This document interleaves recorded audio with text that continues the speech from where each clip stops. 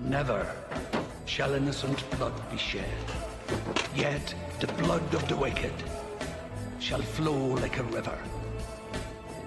The three shall spread their blackened wings and be the vengeful striking hammer of God.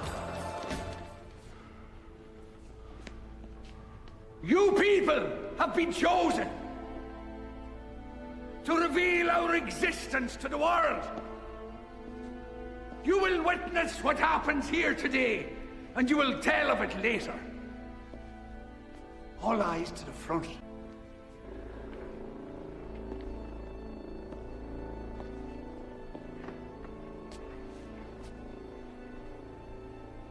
You must watch, dear. It'll all be over soon.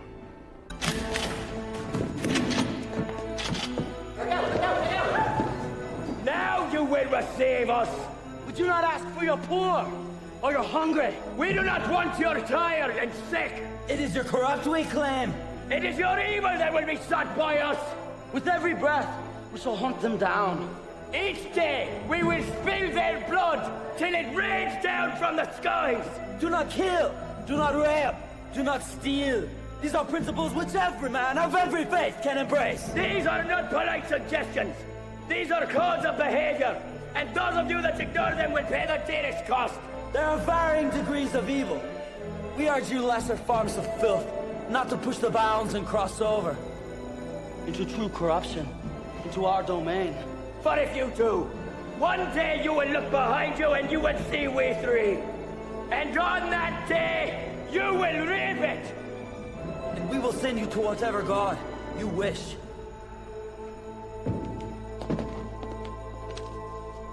And shepherds we shall be, for thee, my Lord, for thee. Power hath descended forth from thy hand. May swiftly carry out thy command.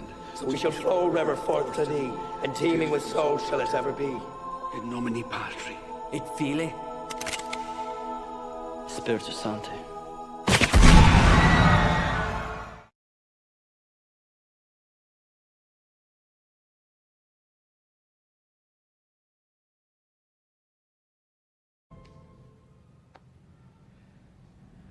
How far are we gonna take this, Star?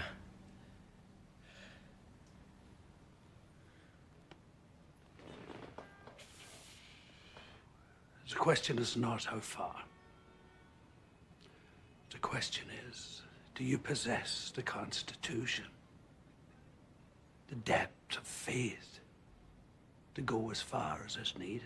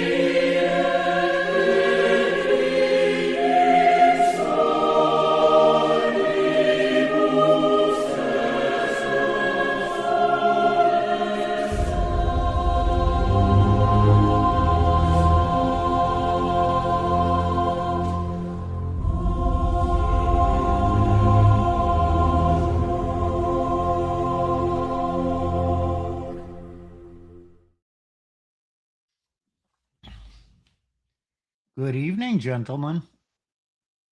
Good evening. Makes you think I'm a gentleman. That's just being nice, Nick. Yeah, I got the trains going off. Keep Do you want me to be totally truthful? Good evening, a-hole. nice. I accept. Isn't that what some of the women that you encounter and do verbal battle with think of you, Nick? Yep. There's And how plenty of many men Fs that do I think of care? that too. And how many F's do I care? No, none. I'm None. sure.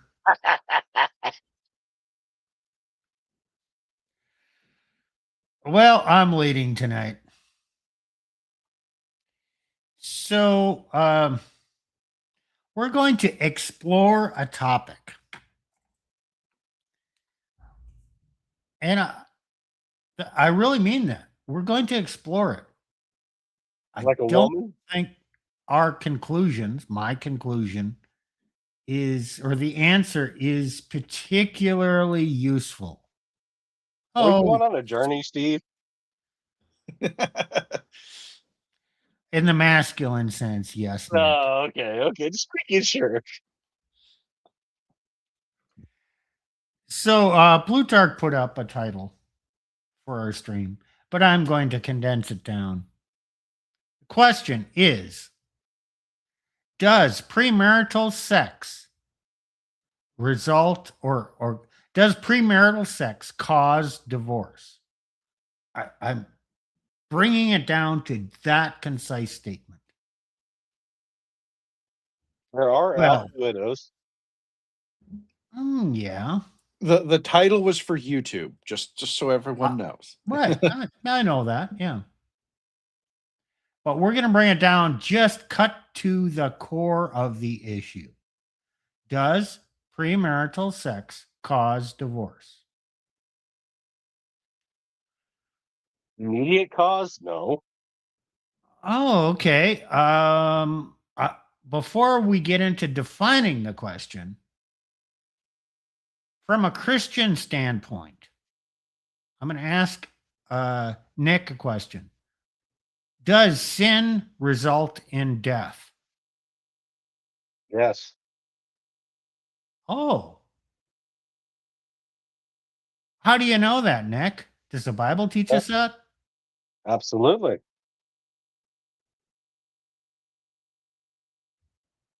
And how can we learn that in the Old Testament?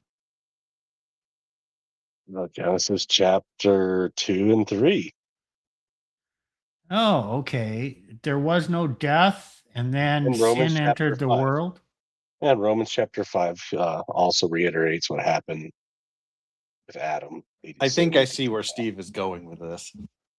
Oh, I'm just giving you the answers, the biblical and theological. and in the New Testament, is there anything about the wages of sin? Yep, it's death. Oh, okay. So is premarital sex sinful? Yes. So is divorce a sinful thing akin to death of a marriage, at least? It can be. So I guess we've reached our conclusion. Have premarital sex, which is sinful, and then you end up divorced, which is kind of like a death experience, death of the marriage. Argument is closed, right? No. Bad logic, Steve. Come on. Oh, okay. Yeah, I know. That's why this issue deserves discussion, because it seems like in a lot of Christian churches, they rely on that simple false logic that I described there, reach a conclusion and preach that. Now, with that said, I'm not advocating premarital sex. We're exploring the issue, okay? So let's back up to the sin death issue. Sin leads to death. Which sin leads to death? It's that of Adam and propagated in every one of his offspring. So it wasn't necessarily your sin. Oh yeah, my sin. I do it. I do my own sin leads to death. Yeah, Oh, not yes, for but Christ. Yeah. let's assume you didn't sin. Would you still die? I'm not in the state of Adam. Because Adam sinned. So the sin that precedes your existence has led to this outcome.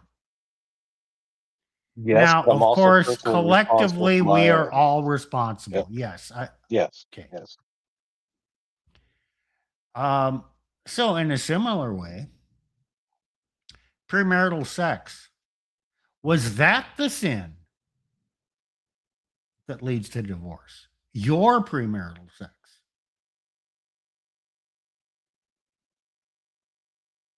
Okay, well, now let's further define the question. Remember, the question is, does premarital sex cause divorce? First of all, what is premarital sex?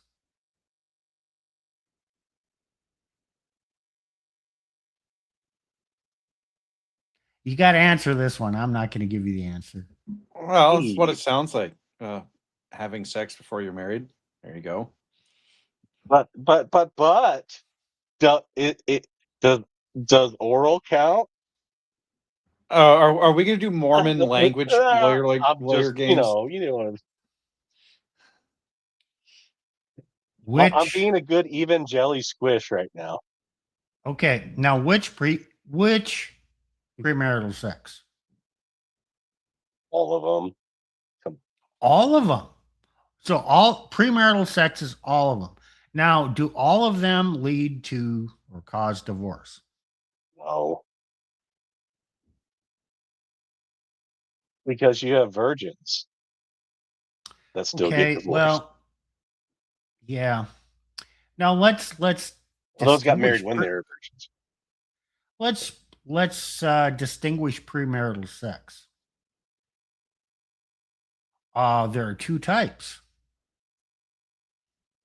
There is premarital sex with someone who doesn't become your spouse, and there is premarital sex with someone who does become your spouse. Are they equally bad? Or they're equally sinful. Okay, I'll start out there. Do they have the same consequences? Not God. I don't know. We don't know. Can't draw a conclusion there. But we can admit there is a distinction. Does premarital sex with previous partners cause divorce? Does premarital sex with your future spouse cause divorce? Now, those are two separate questions, right? Distinctly different. Distinctly different, yet the core sin remains the same, but you may be able to draw correlations, but I don't know about causation. No, and that's why this is a discussion, an exploration of the issue. But okay, so premarital sex, when the general term is thrown out there, can be a little bit. I mean, we know what it means, but there are distinctions. Now, the next one in this question I want to define is the word cause. Does premarital sex cause divorce? Well, now cause. Yeah. Is there a cause or is there a correlation? Did I just say? Yeah. I jumped the gun, What? apparently. That's fine. Was it the sin of the premarital sex that is the cause, or it was an attitude involving that, or the experience, or some other parallel sin that is the cause? So could We it call merely? it, it could be discontent and being alpha widowed. Let's just say, hey, you had premarital sex with another guy. Again, I'm taking the other side out of the equation. Premarital sex with the only woman, right? Then you married her, right? Okay. But it could be a cause of comparison, alpha widowing. Oh, this guy was way buffer. Oh, I had this thing with this other guy. He was like a 9 on the scale of 10, and this guy's a 6. And oh, he just say somebody might have been even slightly more gifted in the downer regions than the other guy. Or maybe he was just more confident, more It could dominant, be either a one. little bit It could more be any, assertive. it could be anything because in her mind, she's always going to compare that guy with her past. And women don't compare things merely on the physical existence level, it's on the emotional, psychological. It's all of it combined. And so Sure. say she has 10 guys. She dated a millionaire. She dated the 10 out of 10 on looks guy with the 6-pack abs, and then she got down and dirty with some other guy that had 10 inches. Let's just say. So her apex men is the top traits of all those men combined, and you will never add up. What about the criminal, drug dealer, bad boy? Oh yeah, he's got that aura. She says he's got that vibe. The swag. That's Okay, now the third word I wanted to find: does premarital sex cause divorce? Oh, the third key word here is divorce. Oh, that might seem cut and dry, but divorce, that's in our modern world, it's either the man filed or the woman filed. Who wanted out? Remember, this is no fault divorce. That's what it's all about. Only one party Steve, needs to get out. you're telling me that she could have already been effing another guy, moved states away, yet the man, because he saw this, filed, and he, but it's no fault, right? Even though he should have Yeah. filed, he's the one who filed. Well, sure. Like So who me, right? actually filed doesn't necessarily coincide with who left the marriage. Correct. So again, it's complicated. Does premarital sex cause her to file for divorce? Does premarital sex cause him to file for divorce? Okay, again, two different questions.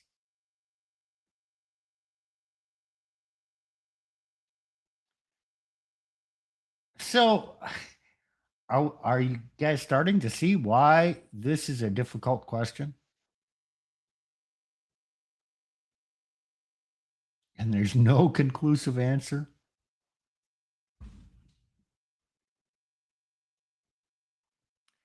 So, okay, I just used that as a background to explore this issue, explore the question. Now, if you're going to start to find the answer, in our modern world, what do you do first?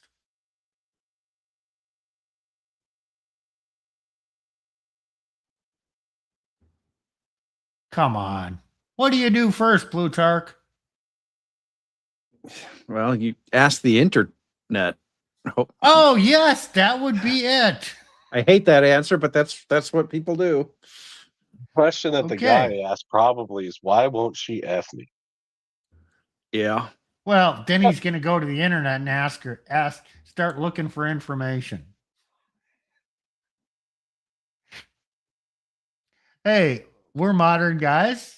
This is a modern show. We're going to just kind of go with the flow and given the tools at our disposal, we're going to figure this out.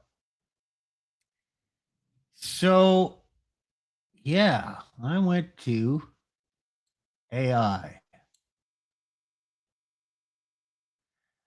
And I asked the question. I'm researching the following question. Does premarital sex result in increased divorce rate? Help me find some data on this. Okay, this is Copilot AI. Okay, so immediately they pose a question back.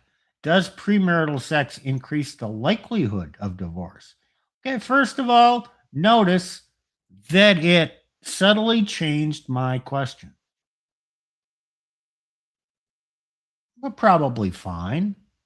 Instead of result in, it's increased the likelihood. Okay, that's fine. Oh, and then the answer is yes. Across multiple modern data sets, premarital sex, especially with partners other than one's eventual spouse, is strongly associated with higher divorce rates. Correlation, right? Yeah, I guess that would be correlated. This finding is robust, appears in decades of research, and persists even after controlling for religiosity, values, family background, and psychological traits. Notice what AI said in the first paragraph. Premarital sex. And it kind of alluded to there's two kinds of premarital sex with other people and with one's eventual spouse. Okay, so that's the first clue. Below is the clearest citation grounded summary of what the data actually show. Modern large scale studies, premarital sex predicts higher divorce risk. The most recent and rigorous research, 2023-2024, uses a national longitudinal study of adolescent to adult health. A nationally representative data set. The key findings: premarital sex is a significant and robust predictor of divorce, even after controlling for adolescent beliefs and values, religiosity, sexual attitudes, psychological traits, parental communication, socioeconomic background. Number of premarital partners matters. 0 partners except eventual spouse. Again, they make that qualifier. So, when you met her, she was a virgin. When you married her, she was a virgin, maybe except for you. That's still counted as 0. Okay, so lowest 1 to 8 partners, 50% higher odds of divorce. 9 plus partners, highest divorce risk. Have we ever seen numerical distinctions like this before? It's in the red pill. I think we did an episode on this before. Maybe on our channel. If not on our channel, then on Plutarch's wife's channel. And I guess the red pill numbers are not significantly different than this. They might split that virgin. They'll say agree virgin is best, and then maybe a distinction of 1 to 3 or 4 partners, and then 5 to 9.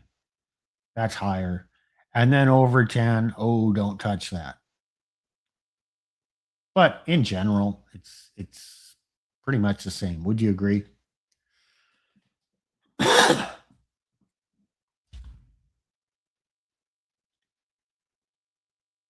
Okay, now the next one. Gender differences. None. The effect is similar for men and women. Do you agree with that? No. Well, yes and no. I think the effect is the same, but I don't think most men are the ones leaving, let's say. Yeah, okay. We'll get back to this one. I think I'm calling bullshit. There are gender differences. The effect is not the same in men and women. They end up being Uh, divorced. That's my point. oh, okay. Yes. That's the effect that's the same. Okay. Yeah. If that makes sense. But okay, again, if you're just going to say, "Oh, it's all the same," It's you're not all the missing same. the. It's It's not. simplifying. Overly We'll simplified. get into that. Yeah. Okay. Earlier research, 1990s to 2010s, found the same pattern. These studies used the National Survey of Family Growth. Findings: premarital sex, especially with partners other than one spouse, predicts higher divorce rates. Again, the qualifier shows up. Interesting. Virgins had the lowest divorce rates, but the key factor was not virginity itself. It was having no partners other than the eventual spouse. They're saying alpha widowing's a thing. Yes, let me read that again. Virgins had the lowest divorce rates, but the key factor was not virginity itself. It was having no partners other than the previous spouse, other than the eventual spouse. So if you find a woman, have premarital sex with her, and marry her, according the implications here is it did not increase your divorce rate. But in the church, they're preaching against premarital sex. Amen. And as they should. But it kind of gets lumped all together. And the implication is if you had a sinful life and you came to Jesus, the past is the past. Now you're forgiven. Now you start dating in the church and you have sworn to live a new life in Christ and abstain from premarital sex. Because, don't you know, premarital sex leads to divorce. So you do not have any premarital sex and you get married. Thinking that, oh man, I did everything right once I came to Christ. How's that work out, Nick?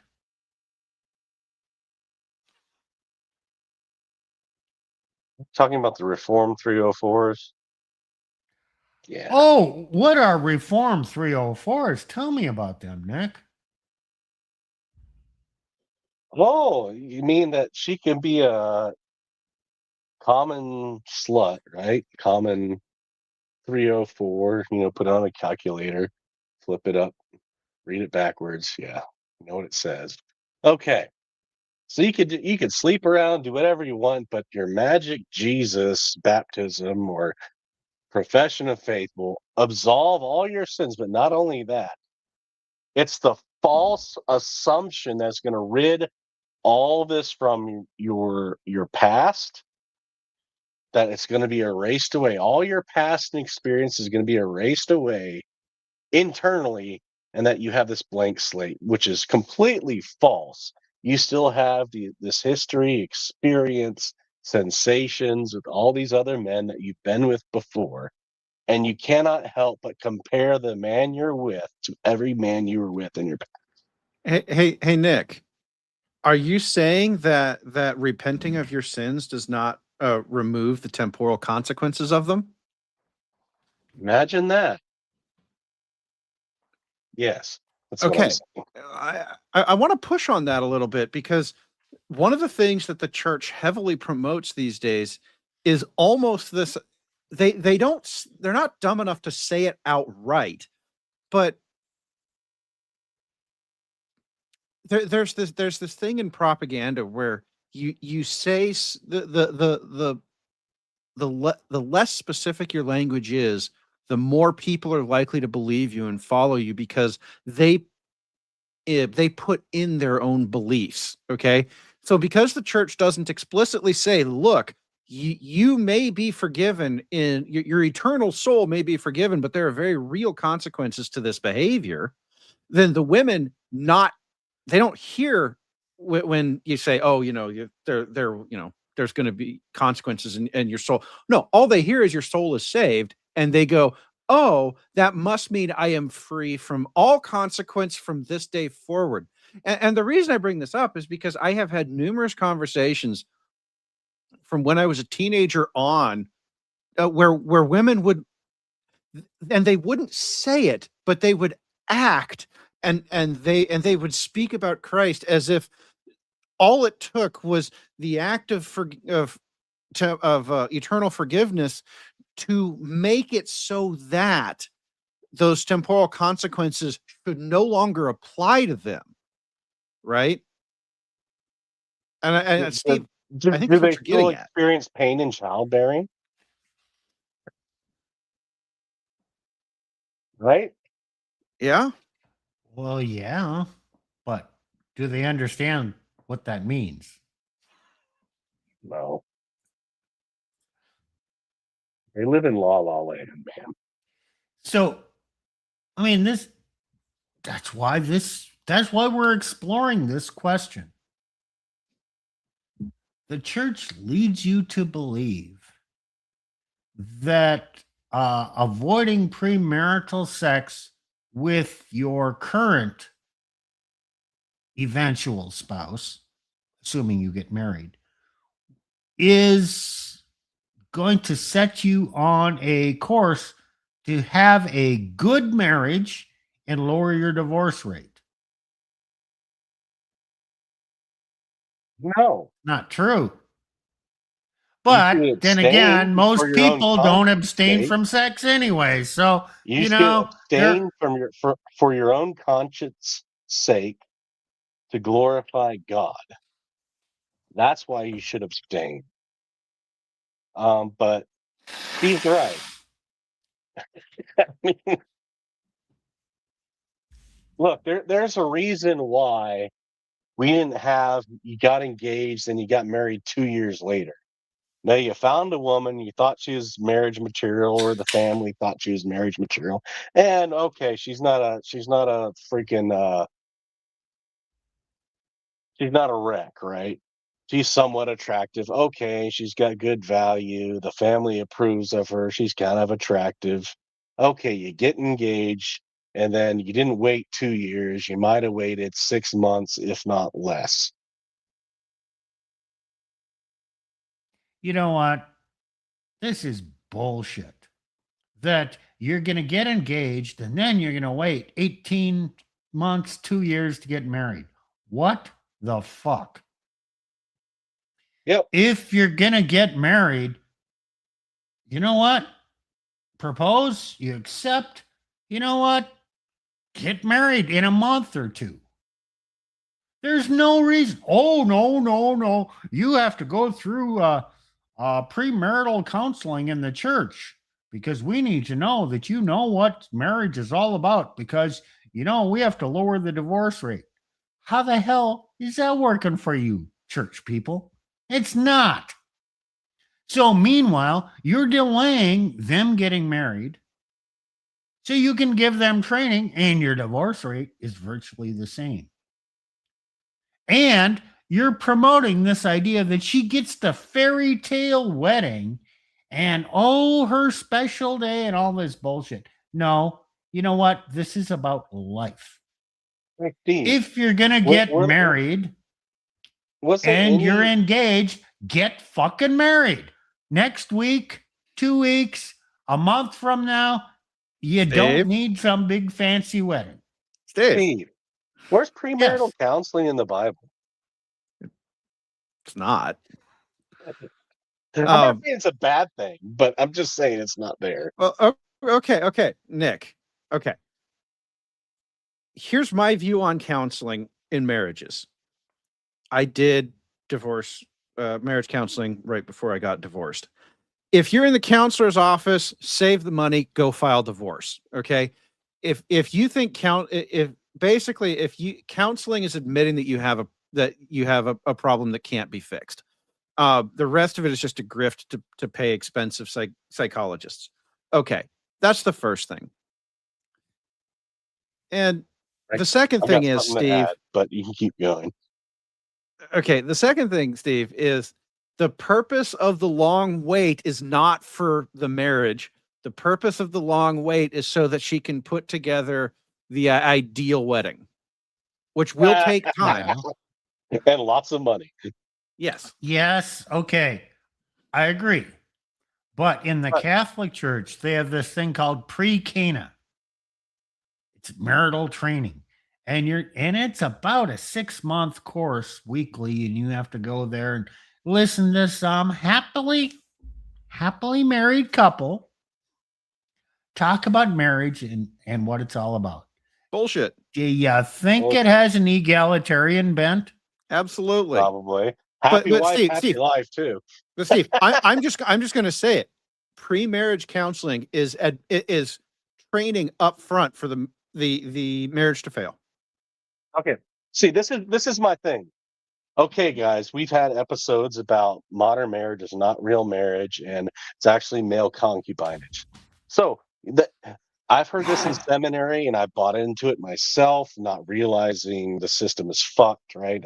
I had a degree of ignorance to me when I did it. But okay, you want to make sure they get married the right way for the right purpose, not enter into it, willy-nilly, as you say in the marriage vows. It should be, solemn oaths and vows and all that. Okay. You should enter it seriously. And I agree, you should enter it seriously. But you have all these marriage counseling classes. But then right after the wedding, what do? What do these pastors do? They care so much, right? So much about the solemn oaths and vows or whatever. It's either an oath, it's a vow, okay. Whatever. It's kind of interchangeable. There's actually a theological difference. I'm not going to get into that here. But you make these vows, right? You make this covenant in front of all these people, right?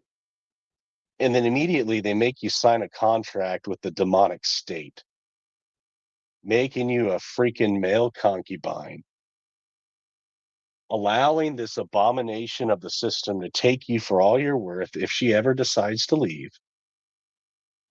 Well, then, by the way, whenever their marriage ever enters trouble, right? A lot of these guys are going to be the simps that simp for the woman and throw your ass under the bus. They will not stand for you. They'll throw your ass under the bus like the pieces of shit they are. And you say, "Oh, Pastor Nick, you shouldn't say that." No, I freaking mean it. In fact, you could call them worse names, worse titles, worse names, worse words for what's going on. I've said my piece. Okay.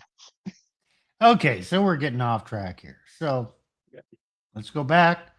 Virgins had the lowest divorce rate, but the key factor was not virginity itself. It was having no partners other than the eventual spouse. I want you Christians to understand this. We're not advocating sin. We're distinguishing which sin is really at the root of the problem these days. Because historically, over generations, the truth is people have gotten engaged and had sex before marriage. It you know what? It was just commonplace. They even talk about this in the Old Testament, Steve. So and people stayed married. So obviously it wasn't the premarital sex that they had before they eventually got married to each other that caused a divorce, because they didn't get divorced.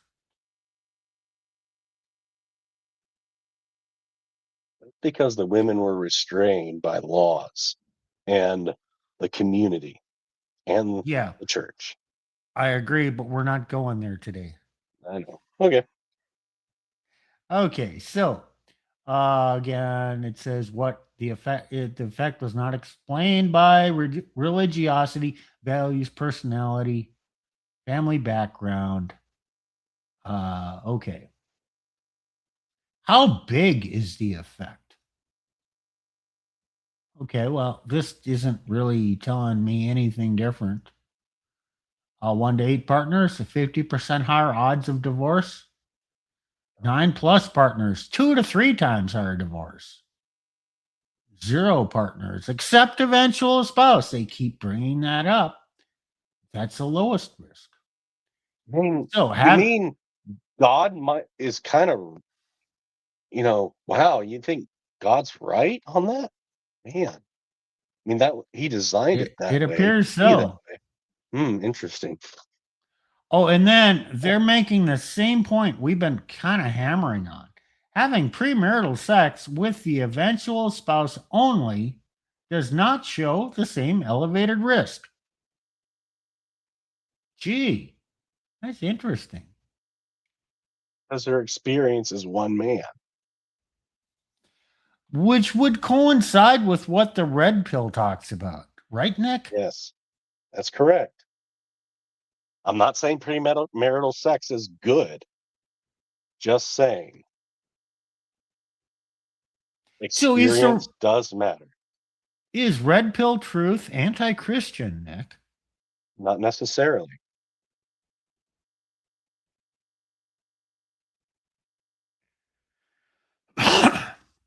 So now they're getting, why might premarital sex be linked to divorce? The newest research tested the usual explanations and found none of them fully account for the effect. Not explained by religiosity. Okay, now let's read into that. Whether she's saved or not, whether she's Catholic or not, whether she goes to church every Sunday or not. It's not explained by that. He could be Hindu, Steve. I know that too. Not explained by... And I'm not for that. But yeah, it's not explained by that. Yep. Not explained by sexual attitudes. Oh, okay. Whatever that is. Not explained by psychological traits. Oh, is she an introvert or an extrovert? That doesn't explain it. Not explained by family background. Oh, does she come from a single mother home or a good, intact, church-going family? That doesn't fully explain it. This means the mechanism is still unclear. Researchers proposed 2 different possibilities. Partially true, but insufficient. People who've had many partners may differ in commitment orientation, impulsivity, relationship expectations. But controlling for these does not eliminate the effect. What the fuck did he just say?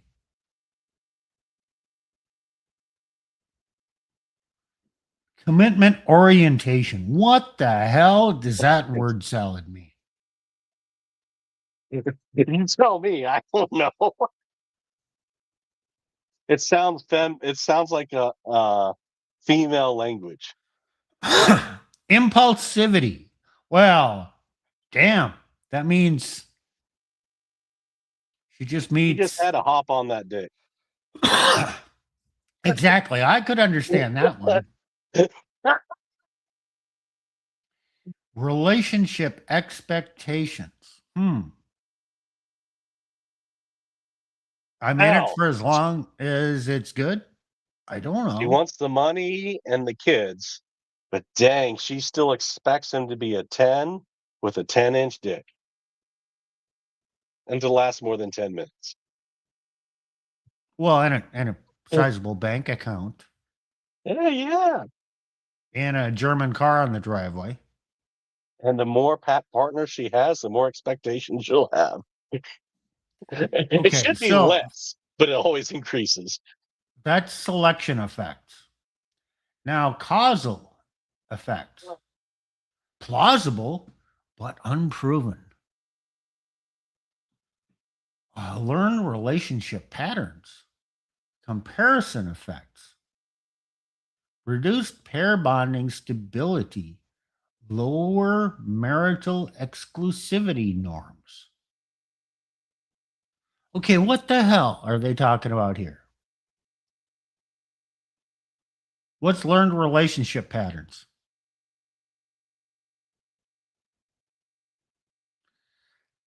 I'll speak about a woman with learned relationship patterns. Yeah, you're with the guy until you get tired of him and he pisses you off. And then you leave him, you ghost him, and Disposable. you go find another man. Okay, that's a pattern. You're not in it for the long haul. Didn't you notice some of those patterns I left in our group chat when I was talking some personal information? The disposability of not just relationships, but pets as well. Oh, yeah. Uh huh. Not just love them and leave them, love them and kill them. Yeah. Okay, so that's okay. Yeah, that's a relationship pattern. Comparison effects. You've been talking about this one, Nick. Yes. You take this one. Well, there was a meme. I don't know if you could see it. There was a red pill meme about 2 years ago. It was with this guy and a woman, and there's four. He was on this date, and apparently, well, Scott made make more money. Oh, Michael was better looking, and Chad, well, he had the bigger dick, right? And this guy's just on a date with this woman. He's like, how can I compare? Because a woman is constantly comparing you to every man in her past. And you can say, oh, that's not true. She doesn't do that. Yes, look, it's subconscious. It doesn't have to be conscious. It can't, many times it is conscious behavior, but subconsciously, yeah, there's that history and there's that playbook that's always there in the back of her mind. Hey, he's not a millionaire, but I dated this millionaire or F this millionaire. Oh man, this other guy, he's a lot more fit than this guy. And oh, this other guy, well, his dick was bigger and did me bad in bed, but oh, he's just an average guy. He can't compare. Okay. So Reduce pair even if you bonding. wife them up, Okay, go ahead. you will never be her best. And you will always be compared, in which she will have that always that dissatisfaction because you can never add up to all of her past relationships combined. Yes, you can never measure up in any aspect to any one of them, or maybe you can.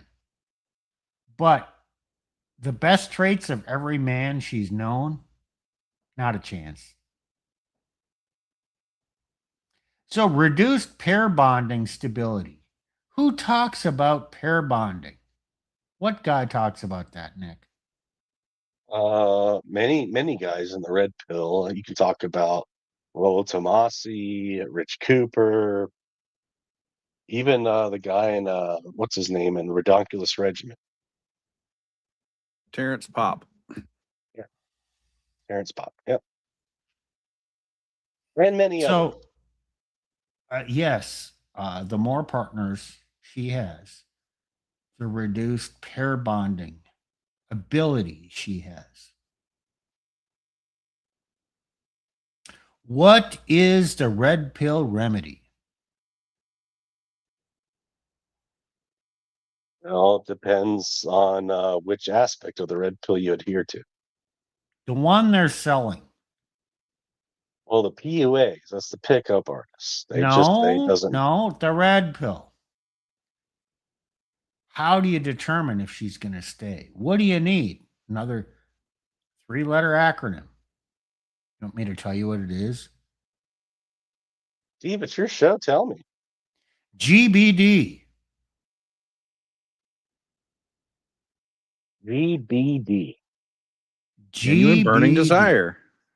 So they don't quite come out and say it, but you look for a woman who has GBD for you, which indicates, they don't say this is the part I'm just kind of filling in.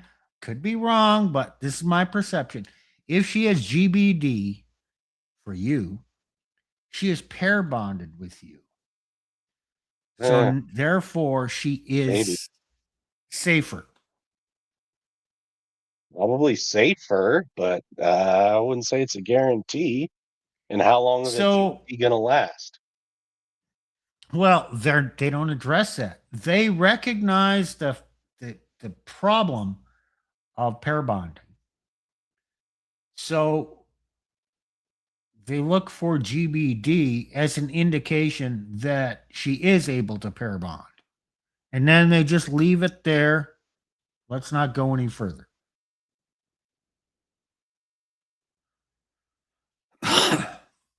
It makes it works well, GBD.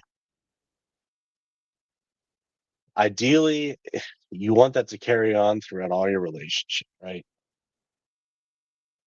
That's Yeah, but there's ebbs and flows. It's up and down. but let's deal with the reality, right? Sure, short term GBD. You can do that even with a woman that's got a even higher body count that we've listed.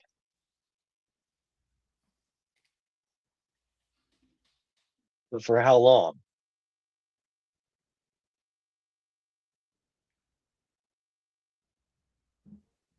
It works great short term. I don't think it works well long term to, let's just say till death do you part, you get married, right? It just So What Nick is saying is Without being that critical. what Nick is saying is the game is not sufficient, which is really what is. Okay, guys, I'm going to say this. You're not going to like it to the audience. You are not sufficient. Okay, you've got to be more, right? There is one thing you can do that will allow you to keep it, and that is maintain frame. But the cool thing about May frame, allow you. what? May allow you. Yeah, it may. But the cool thing about frame is not that it makes her stay. It's that if she decides to leave, you are still in control of yourself and your emotions, and you can go, fascinating. Your stuff will be on the front porch, documents will be in the mail, sign, press hard, 3 copies, right? If you know the old ticketing spiel cops gave, right? And you can just boom, boom, boom, done, right? Because that woman is not your world. You can say, okay, you want out, boom, done, bye, right? And it doesn't affect you. This is not about saving yourself and the marriage at that point. This is about saying, this is not about saving the marriage and the other person. This is about saving yourself. Okay. And that's why frame can let you keep the marriage, because if a woman is into you enough and you game her well enough and you do enough of those other things, she might be looking around going, yeah, I don't want to risk it. This guy will ditch me. Right. And it won't hurt him. Remember, women want to hurt the men they leave. And if they know you're not going to hurt them, they'll go, They're not going to get what they want. Well, let me bring this back on track. And I welcome these excursions because we're exploring the issue. So this is the causal effects. Lower pair bonding. Yep. She has lower pair bonding and genuine burning desire. Yeah, it's great while it lasts. And then another possible reason she might future divorce you because of premarital sex is lower marital exclusivity norms. What the hell does this mean? Well, okay, she had previous partners. She dated, had sex with them. There was no really explicit commitment. And when she was done, or maybe she went out with the girls one night and had a bit of a fling, but then she went back to the guy and pretended to be exclusive. Well, it's exclusive except for those things that don't count. So again, that trains her experience that you can do things, and if you don't know, it doesn't matter. Okay, well, the truth tends to come out in the end. A lot of times the men find out too late. I'm one of the dumbasses. Anyway, these fall under the we're exploring. Why might premarital sex be linked to divorce? Well, it's all the crap that goes on in modern life before marriage that can cause her primarily. We'll get to the men, okay? We'll get to the men. What the data do not show. Oh, and then they're saying it is not true that any premarital sex causes divorce. Oh yeah, in a strict logical argument, yeah, you can make that. Right. Well, because what they're alluding to is premarital sex with your eventual spouse doesn't seem to cause a higher divorce risk. Now, it may correlate with eventual divorce because of other things, but it's not necessarily causal.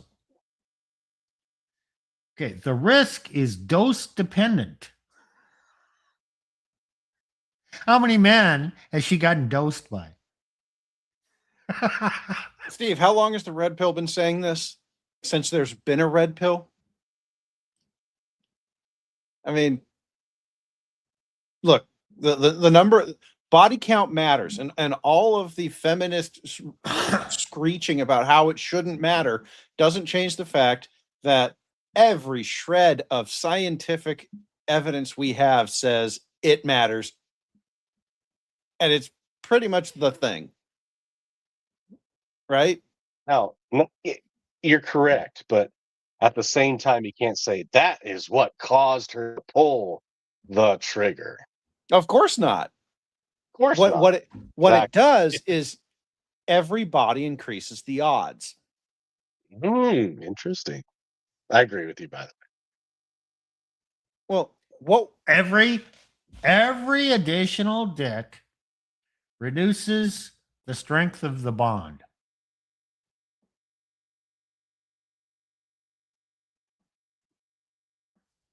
Okay, There is a thing Tacticus, called that's the a good one. 1,000 cock stare. Yeah, well, okay, Steve, I'm going to pull this up for you.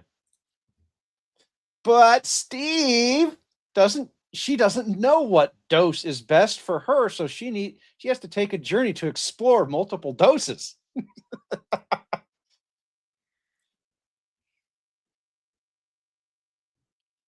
You know, Tacticus, that is what they tell themselves. She just had to Have take to a go on journey. that journey. Yep. We're talking to the same thing at the same time. Nice. They had to go on a journey, Plutarch. Exactly. Okay, let me continue. The risk is highest when the premarital partners do not equal the eventual spouse. The risk is lowest for people who marry the only person they've had sex with. Gee, Steve, this same sounds like thing. you know, back in the old days, before feminism took off, it used to be that if you were discovered to have porked a woman, you were forced to get married to her. Usually the way they would discover that is wedding. Yeah, shotgun weddings. Yeah. Used to be they would discuss that how they discovered it was she got pregnant and you were the obvious target, right? But Right. you know, but here's the thing. What they don't talk about is frequently those marriages are actually fine. Yes, they were. I know my best friend in college was born less than 9 months after his parents got married. His parents stayed married. There are just so damn many cases of that. You look back in your family tree, you're going to find that if it's documented. Oh yeah. And it did not predict eventual divorce.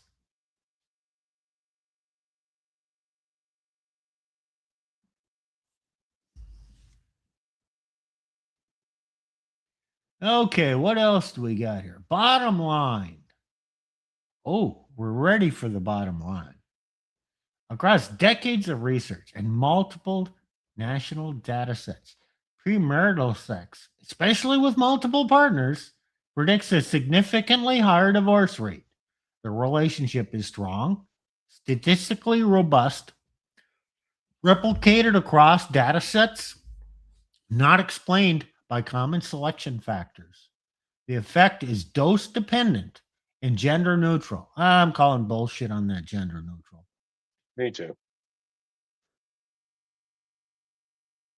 So, okay, now it's giving me suggestions. Okay, can you guess what the next question I asked AI? Well, before we go there, let's ask the questions. I had some questions. Okay, is AI playing fast and loose with definitions? Yes or no? It always does because humans do. And it's only trained on what humans do. So, yes. And what kind? Okay, How are they trained? That's the question. So you got to be careful reading everything AI tells you or what any human tells you. You have to kind of read between the lines, analyze what they're saying and what they're not saying and what they're alluding to. Okay. Are there studies about this question? It seems there are, but the conclusions they tell you superficially can be used to affirm your erroneous beliefs. Do you agree with that statement?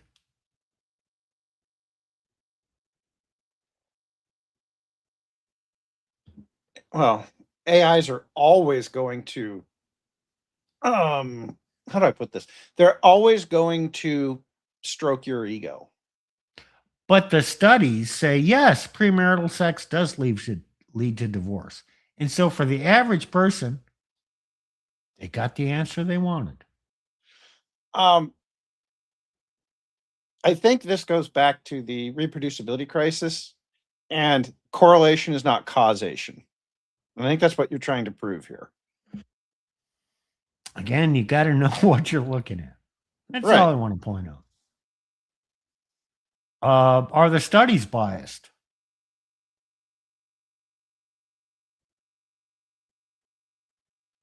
Particularly, many studies are biased against white Christian males.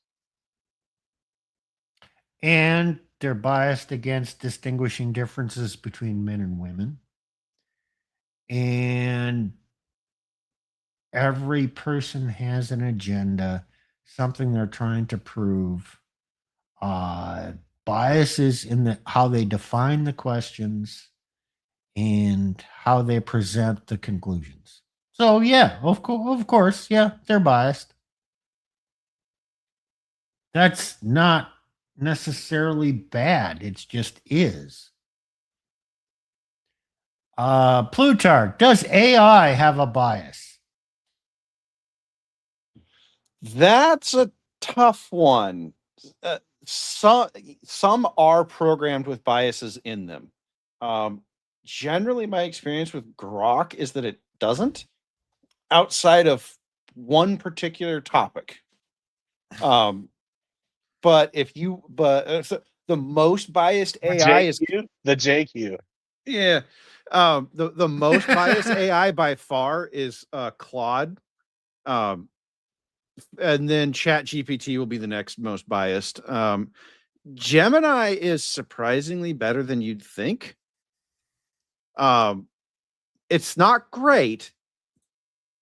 I mean, when it comes to AI and biases, there's like Grok and then there's everything else. But Claude is insanely woke, like just nuts. Okay, I'm using Copilot AI here. Okay, Copilot does primarily Chat GPT, although they will pick whatever model is cheapest for them to run. So sometimes you're getting Claude Haiku, sometimes you're getting GPT 4o Mini. It has a various list of things that it can do, and you can tell it what you want to use. Helpful in generating legal documents. Yes, I've had it corrected a few times, but sure, it seems to be like sometimes an input. You input so much, it starts generating bull crap. It won't generate. Yeah, that's a context window issue. But yeah, it's that you guys need to be aware of the technology of how this stuff works, because there are limitations, and if you hit them, you'll get weird stuff that you won't recognize or won't make sense. So it's a tool. Assuming don't be dependent. It's a tool though. Whatever you get as a response,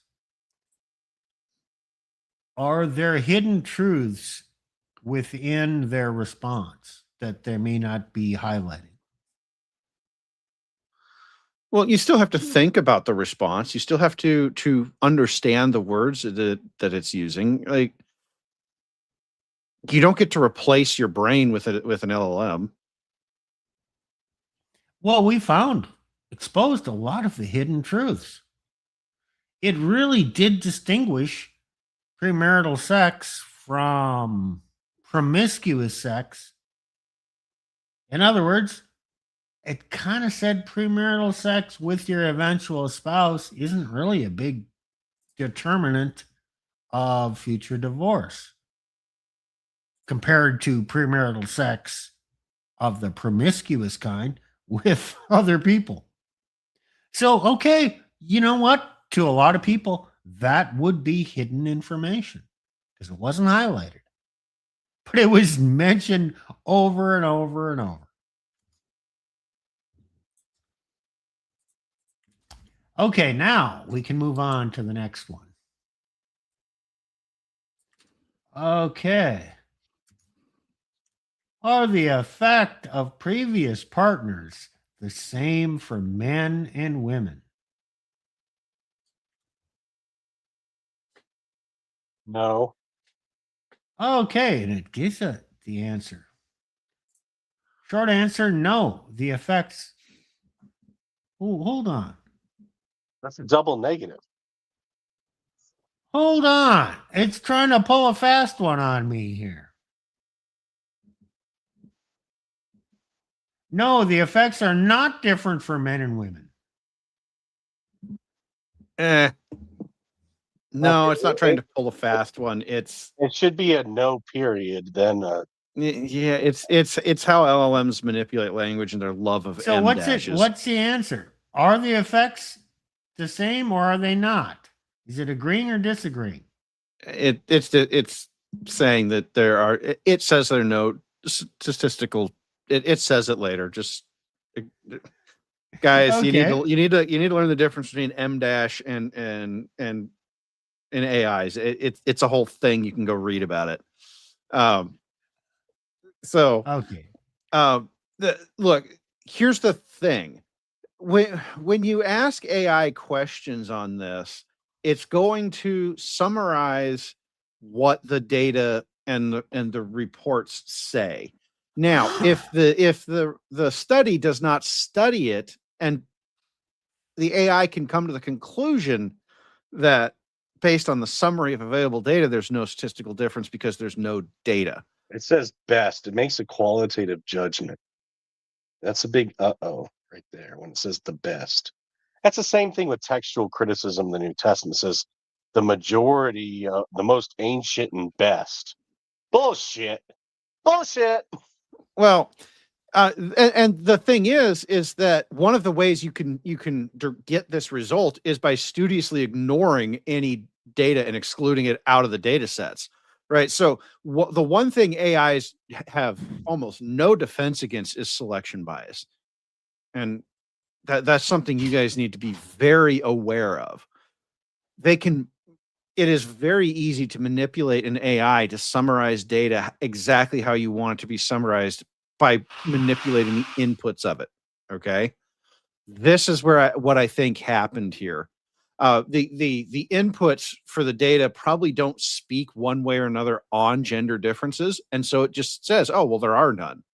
Well, that's a selection bias because we know from the red pill that there's this other body of data out there that us men have generated over 25 years that says that there are huge differences. Now, whether or not those differences lead to divorce, I don't know if that's something that even the red pill guys have talked about because that wasn't what they were trying to do. I want an LTR or marriage to work. Right. Just be honest. You know, They're not so looking for an out. They're trying to save perhaps what they shouldn't save, and so they eventually leave. right. So their problems were not really on this idea. They weren't really talking about premarital sex because they were already in a relationship, right? So how can there be data on something that didn't happen? And so and you always have to ask your question: how do you get data on things that you don't have data on?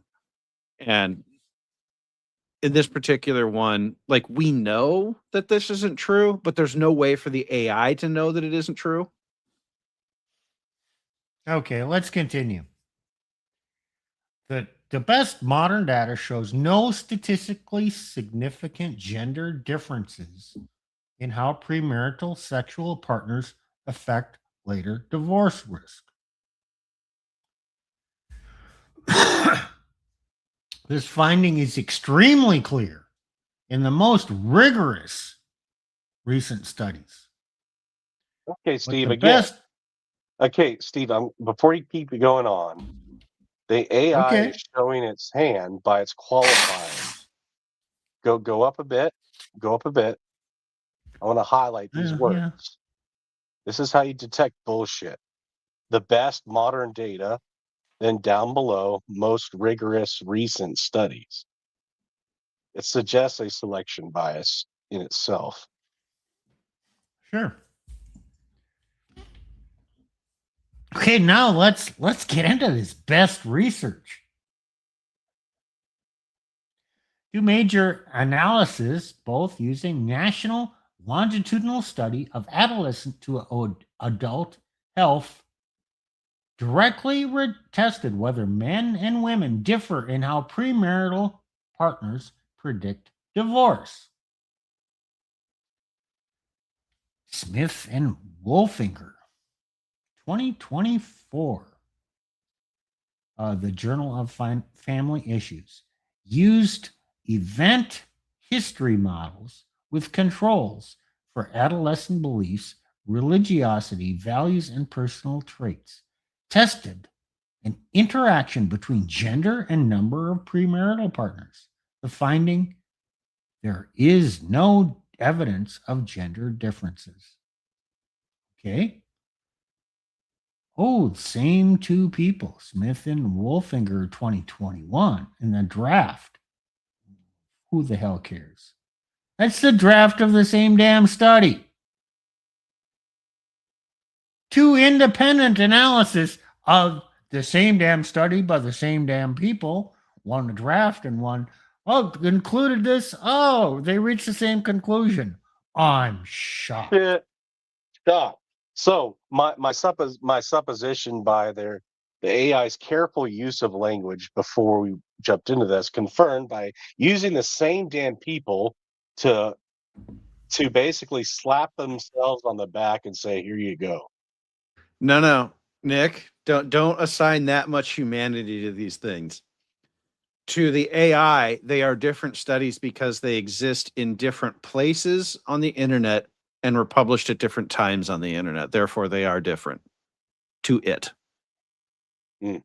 Okay. That's all it is. There's Yeah. there's no humanity to it. It's a machine. Yeah, but we still dismissed it outright. Oh, now it's going. Now it's built based on that. It's going into what no gender difference means in practice. Okay, this is all bullshit because it's built on a false premise. Two people reaching this conclusion. Okay, I'm just going to call bullshit. Why this finding matters? Oh, okay. Now it's speculating based on something it thinks it proved that no gender difference, no difference between men and women. Oh, for decades, people speculated that women would be more affected, men would be less affected. The cultural double standards might distort the data, but modern analysis, which are far more robust than the older studies, show that the relationship between premarital partners and divorce risk is gender neutral. Oh, Steve, I think I know what's going on now. I think I get it. This is okay. What happens in a divorce between a man and a woman, Steve?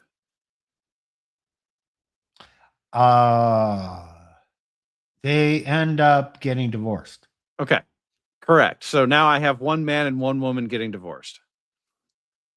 Now, if I take that and apply it to the entire population of men and women getting divorced, what do you think the statistical likelihood of what is the percentage of men and percentage of women getting divorced? What is that? 50, 60, 70% of marriages end in divorce. No. Think dumber. Say the question again. If one man and one woman get divorced, how many people got divorced were men and how many people got divorced were women? 50-50. Okay. If 1,000 men and 1,000 women get in marriages get divorced, what's the percentage of men and women getting divorced? 50-50. 50-50. So here's how you fuck everything up. Do the percentage of lesbian divorces I know it's not a real marriage. Percentage of male, gay, whatever term you use. Actually, Sorry. Nick, What? you want to know something really scary? The way this data is What? calculated, it ends up being 50-50 because gays get get divorced at lower rates than average, and lesbians get get divorced at higher rates than average. Because at the end of the day, the problem isn't sex. It's we've told people that the moment they're unhappy with a marriage, dissolve it and move on. And so Women are perennially unhappy. well, more than men, yes, but that's my point is that if you gave me a sample size of 10 million men and 10 million women in relationships, the answer is going to be that 50%, almost exactly 50% of them who got divorced were men and 50% of them who got divorced were women. And so, of course, there is no gender difference. It's 50% of men and 50% of women getting divorced because it takes a man and a woman to get divorced. I think that's what's happened here. So if there was kind of a semi-alpha stud gets married. Let's say he's been with 15 women. And like a lot of the red pill men say, oh, go look for a low body count or a virgin. Okay, let's say he finds a virgin, marries her. And then after 7 years, they get divorced. And she files for divorce. What's the outcome of that marriage? Divorce. And he had a high body count. Therefore, there is no gender bias here. Correct. I mean, it's just okay. That's what I say. I think that the gender neutrality is the dumbest form of data now. I think I haven't read these studies to know what they actually did. I will say that, but the fact that the AI keeps hammering away that this is completely gender neutral leads me to think that it's being that either the studies or the AI itself is being stupid about it and saying, oh, well, one man and one woman got divorced. So therefore, if you total them up out of 10 million people, 5 million men and 5 million women got divorced. So that's gender neutral. No, what you need to look at is who files. Who files? I do believe how I find the AI is full of shit is when it insists on repeated language and then plays its hand using qualitative terms instead of quantitative terms.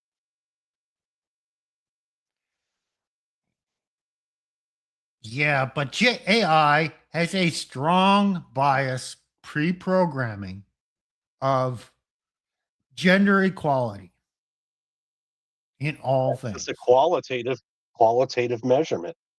It wants you to believe that the men and women are equal in everything. It's a strong bias. It's pre-programmed.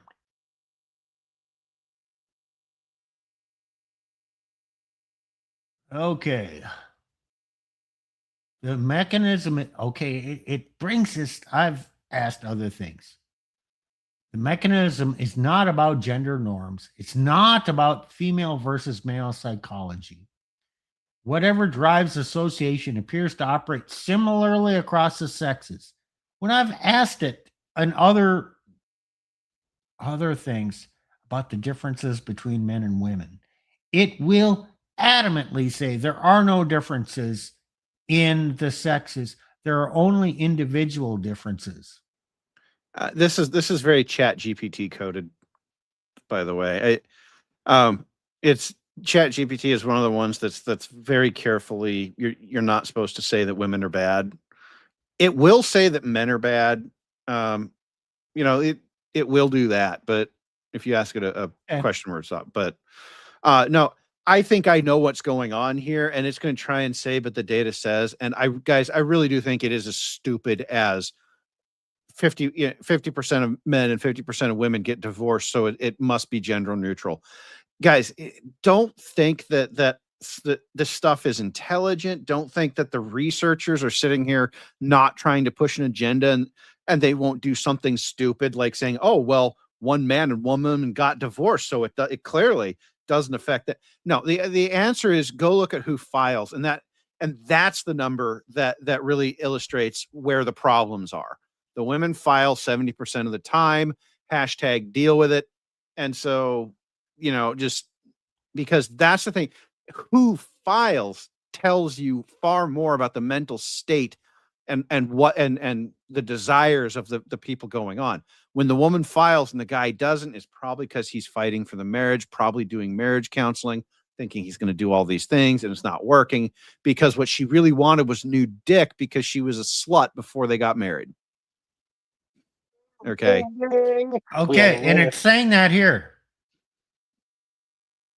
Right. Okay, premarital sexual partners increases divorce risk. And the effect is the same for men and women. Bullshit. Well, not really bullshit. The effect is the same for men and women. They get divorced and they're both divorced. And then it says kind of what Plutarch has been harping on. There is no statistically significant gender difference in how premarital partners predict divorce because they both end up divorced. Right. There cannot be, except until you look at who files.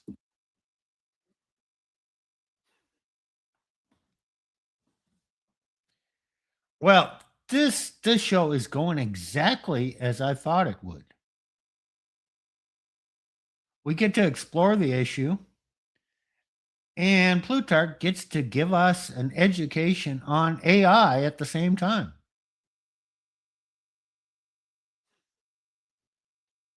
I use AIs for work, guys. I have to correct them, not as often as you might think, but and the thing that I'm doing with them is so far unrelated with this, and they're actually pretty good at it because it's highly structured stuff that I'm working with.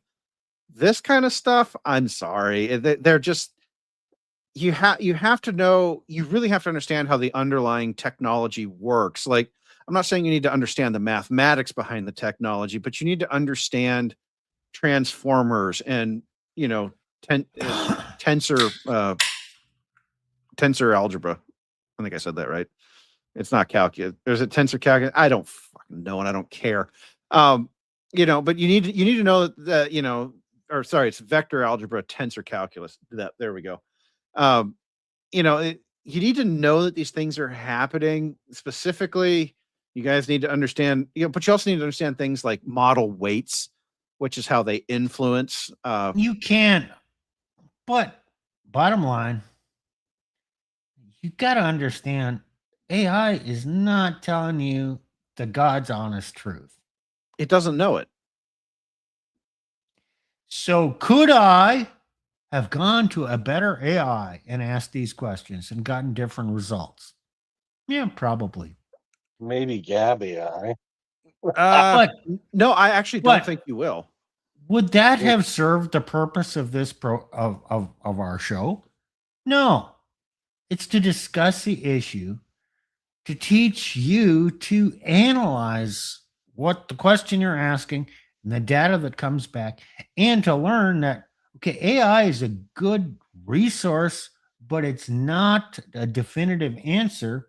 And whatever you get back, you got to kind of look at it and parse through it and do your own thinking. Well, and it's really lazy and unfair debate tool to pull out of your ass in the middle of debate to prove a point. Well, yes, unless hashtag AW and CJ and that was some bullshit. That was some bullshit. But here's the thing. If you have enough experience and you know how AIs work and you've done this a lot, I could argue down an AI in a way that people will go, I hadn't even thought about it. That's why I was saying the thing about what I was saying with, oh, right. It's probably just looking at the number of, where they're probably the number of men who get divorced, the number of women who get divorced. Oh, look, it's 50-50. There's no gender difference, right? You have to be willing to think stupid because these things are not, they're not sapient. They are not, they Okay. don't. Yeah, that's. So I didn't like his answer. So I ask a question. I pose this. The no difference between conclusion is suspect. Women file for the majority of divorces. Therefore, men seem to stay married in spite of their past partners, while the same cannot be said for women. Let me guess. It doesn't like this. Well, let's find out. Steve, this is a smart challenge. Oh, thank you, AI. I'm so proud of myself. And you're right to question the no gender difference conclusion. But the key is this. The fact that women file most divorces does not mean women Why? are more affected by premarital Why? partners. Why? Just keep scrolling, Steve. I want to see. Filing behavior and divorce risk are two different phenomena. Well, no Bullshit. shit. Well, Let's they're break this down different, clearly. but they're not unrelated. Women filing more divorces does not equal women being more affected by premarital partners.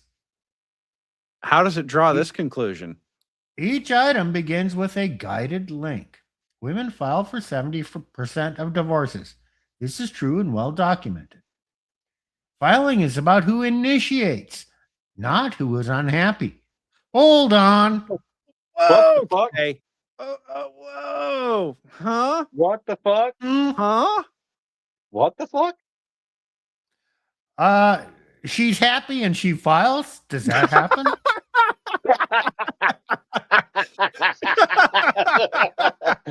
Oh shit. Right. Yeah. She's so happy she filed first. That's some grade A bullshit right there. Okay, let's have some more laughs. Research shows women file more often because they handle more household labor. The hamster wheel. They experience more emotional dissatisfaction. Hey, there it is. No, there it is. No, you just caught it in a just perfect contradiction. They experience more emotional dissatisfaction, but you just said 5 lines earlier that they are not the more unhappy. What is it, Chat GPT? Solipsism hamster wheel in AI form. What Chat GPT? What is it? Is she more okay, emotionally read satisfied two or more. not? Read 2 more, Plutarch. They're more likely to seek counseling. That is true. But what does that have to do? I think what it's trying to say is that they're more willing to seek counseling because they're trying to save the marriage. I guess. Okay, but read the next one. Number 4 is golden. Number 4 is That's pure fucking gold. AI gold right there. They are more likely to act when unhappy. Now let me Pure scroll back up. Gold. Yep. Filing is about who initiates, not who's Who's unhappy. But they're more and likely one of to the bullet initiate. points is they're more likely to act when unhappy. Okay. Oh. Where's that guy? That guy that has that laugh. Oh shit! If I could load it right now, that's like the perfect time. Steve, the second major bullet point though, just divorce risk is measured by whether the marriage ends, not who files. Right. So this is exactly what I said. Of course it's gender neutral because one man and one woman are no longer married. So it's 50% men, 50% women got divorced. That's true. But it's a joint outcome. Correct. Even if one spouse files. Well, one spouse always files. That's how it works, folks. So the fact that women file for more divorces does not imply that premarital partners affect women more. But okay, but here's another thing. AIs do not do context very well. So it says, oh, so the fact that women file for more divorces does not imply that premarital partners matter. But you just said that the fact that divorces happen at all is directly affected by this premarital sex thing. Okay. So premarital partners, plural. Premarital partners do, but somehow the fact that women file more does not. That would require a whole thing. It's like, okay, explain yourself here, because you're saying that this is contextual nonsense. Okay, Steve, keeps going. This Nick is has AI. something to say. I think. No. So this is AI vomit at its best. They're more likely to do shit when they're unhappy, but has nothing to do with their happiness. Right. I'm gonna. Oh yeah. Okay. Steve, can I remove you from the stage one moment? Sure. Go ahead. Puesto su allá para abrir el restaurante Pro. Y me llama el cocinero. Venga, a las 2 de la tarde ya están aquí. Miren, bañador. En las chanclas. Todo despeinado porque no me dio tiempo nada ponerme las chanclas y el bañador. Voy a la playa, había subido la marea. Y tú.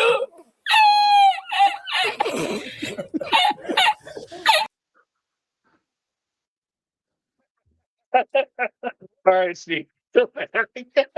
Not a problem.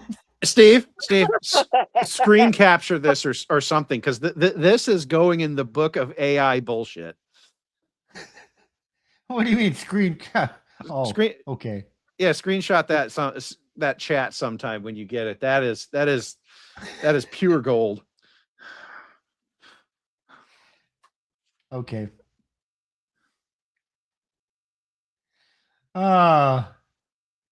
This is fun. I guess keep scrolling. It says okay. I have a modern studies tested this exact hypothesis. Really? Okay. And they found no gender difference. Researchers didn't just eyeball the data. They explicitly tested, does the number of premarital partners interact with gender to predict divorce? The answer was, okay, we don't. There's researchers. We don't know what the data is. What was we don't know. We don't. It studies doesn't cite the studies. The answer was no significant interaction, no difference in effect size, no difference in direction, no difference in statistical significance. This test using Cox proportional hazards models, logistic regression, interaction terms, controls for religiosity, blah, blah, blah. The conclusion is robust from these studies. Well, okay, the first three are just statistics, but as I said, the statistics of this are blindingly easy to predict. It's going to be 50% men and 50% women within with an error bar of like 0.5%. Okay, so the controls thing is a little more interesting. It's controlling for religiosity and values, which are kind of the same thing. SES, it does not explain what that is. Personality and family background. What it does not explain is, did they control for things like let's see, what's the thing? Did they control for difference in number of partners? So you've got a slut married to what?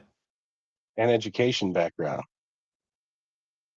Yeah. Oh, yeah. They didn't control for that either. Yeah. So you it's very common to have a slut marry a not slut guy, right? So a guy with 2 or 3 might marry a girl with 100 hanging on her, right? And so it's like, did they control for that? Well, it doesn't say that they did. So that means that they didn't look at it. When a study says control, it means it says, okay, we took the differences and use a statistical model to adjust out the difference and then see what happens. And only if that statistical adjustment doesn't change the result, then you say that it's controlled out. And I think people don't understand that about statistics.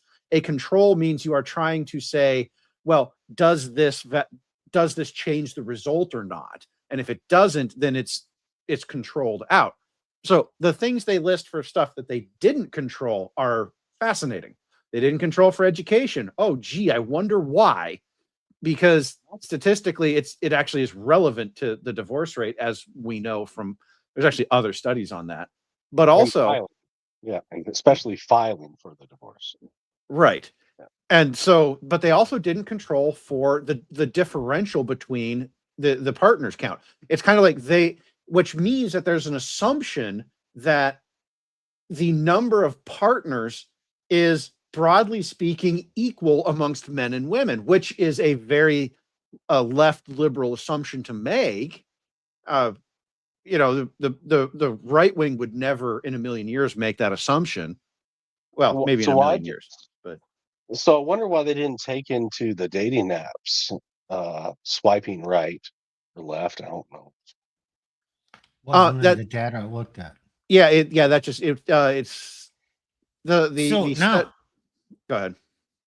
I have a challenge to Plutarch.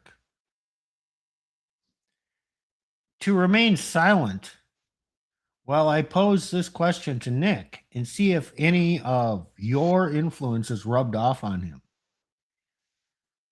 This question is why the men stay married despite their past. Intuition feels true, but isn't. Can you answer that, Nick? Men don't want to fail. And men don't know. What do you mean, despite their past? Is that plural? Or is that his past? Okay, a high body count man. Okay.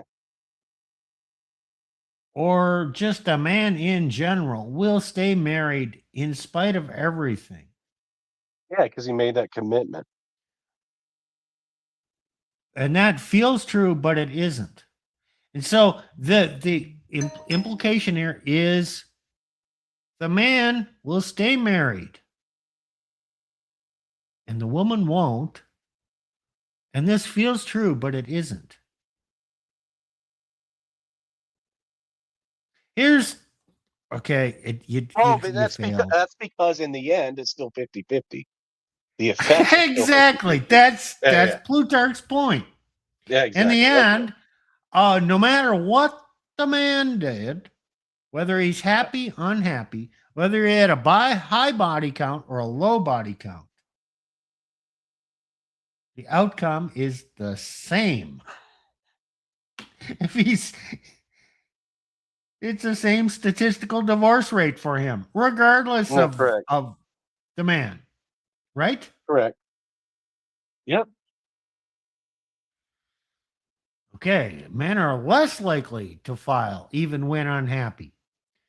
Men tolerate lower marital satisfaction before filing. Okay, this is all okay. It's agreeing with our observation.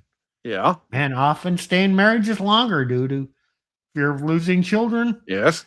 Financial consequences, social expectations. Yes. Emotional dependence on spouse. Yeah. I know where it's going with this. This makes it look like men are less affected. It's talking about end result. Yes, it is. The only question is whether or not the marriage ends, not who caused it. That's the sleight of hand. I'm not even going to blame AI on this. I don't think it's smart enough to do this. I think this is in the studies. I think there was some statistical manipulation to say, oh, well, but the marriage ends either way, so it affects the man and the woman. And from an autistic science viewpoint, that's actually true, right? Okay. If you think about this like an autist, well, but the marriage ends. So who cares? It's bad for both, right? It's equally bad, right? And so that is where I think this is going to end up and so when I think you're correct, Plutarch. The way I look at it is, okay, what is the strict logic here that the AI is proposing? no, And I what think is left out? no, And what what is I'm left saying is out? I think the AI was led down this path by researchers who were using a strict definition to shade the truth. So the AI is And you looking at can this do that. data and and the study probably spent a large amount of time explaining exactly why that using the divorce rate was the only valid way to do this, right? And so and that's what I mean, that some scientist autistically wrote down why the only thing that matters is the actual divorce, you know, when they were writing the study. Say, well, we're only looking at whether or not the divorce occurred. We're not looking at the impacts. And so the AI goes, right, yeah, got it. This is just about the divorce rate. We don't care why it happened. We don't care what caused it, only that it happened. Well, in that case, yes. And goes back to what I was saying earlier. It would have to be a 50-50 split because and that you guys can kind of see the AI telling on itself a little bit here, right? Where it says things that we know are true. Men stay longer for financial and child and social reasons, right? Okay, those are true things. But it's trying to say that those are reasons why it doesn't matter. That you know, okay, no, it Basically, does matter. just let put it this way: in most cases, if she chooses to leave, you're still fucked. Right. Well, that's true. But what they're trying to say here is that why she chooses to leave doesn't matter. Now, this is where the scientific sleight of hand comes into play, because the study is on whether or not premarital partners, who are not your current spouse, matters. But here's the problem with that. We have ample data that says that women have far more premarital partners than men, and we have ample data that says that I lost my train of thought. I'm holding a lot in my head, guys. Talking about correlations hold between on. multiple Right. partners. And all that. Hold on. Men and women, on average, have the same number of premarital partners. No, they don't. No, Oh, how the hell? One man, one woman equals one union, Right. one occurrence. So, on average, the mean and the median, the mean and the average come into play here. On average, there's one man, one woman, one union, one count. So 20% of men may have 100, 200. 100% of women may have. say about five. I'd say about 2% of men. It doesn't matter. The number, there's one on each side for all men, all women. And so you average them out, they come out to the same number. Well, because what I'm trying to say about what I think, because I'm trying to reverse engineer what the scientists did without having read the study. And the scientists are trying to say that premarital partner count matters, but that somehow premarital partner count doesn't matter. Sorry, my voice is going on me. Yeah, it's a solipsism. That's female coded thinking. No, the solipsism is just an unwillingness to reach back and look at prior actions, which is in the end. Well, no. Okay, guys. So the same thing it said about unhappy, right? Nick, not because of happiness. Nick, but then Nick, it said it again. The reason I'm pushing back on the AI solipsism. I'm just saying. The reason I'm pushing back is I really want people to stop anthropomorphizing AIs. Okay, they are the reason that AI does this is something called the context window. It's a physical limitation in how they work. There is no human analog to this except maybe IQ. How they're Okay. trained. I think also how the AIs are trained by human bias as well. That's kinda what I'm No, trying to- believe it or not, that Yeah, actually had it does. no, believe it or You not, that said had so in previous episodes. You got to take that back. Okay. It comes in a different way, Nick. Okay. I think Plutarch is trying to explain a different phenomena yes. than what you are talking about. What you're saying, Nick, is true, but Plutarch is explaining something else. Correct.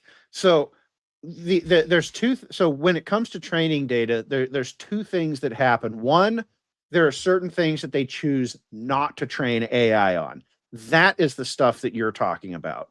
What I'm talking about is when the AI doesn't notice that it's contradicting itself like a woman. That's a contradiction. That's a context window. So context window happens on the inference side when you send it a request. It builds up this context of information, and then it does inference on it. Okay, that's post training. Okay, so the solipsism aspect of AI is not a human function. It's a function of the architecture of how inference is done, not how training is done. Steve, that's what you were saying. Oh, yeah. So yeah, I guess it's a different. It is a different phenomenon. Are boundaries and allowable things that are programmed in that an AI has to answer this way. Okay, fine. But that doesn't mean we're hitting that boundary here. It could be it's faulty interpretation or even accurate interpretation of faulty human data. Which is what I think is actually happening in regards to the data here. Because here's the thing. We in the software space, we know it's called prompt engineering or prompt injection. That's a type of attack, but there's another type of attack that doesn't get talked about as much. Called poisoning, data poisoning. So basically, you feed the AI a bunch of known false information, and it poisons the model weights and training data, so that the AI cannot produce the correct answer.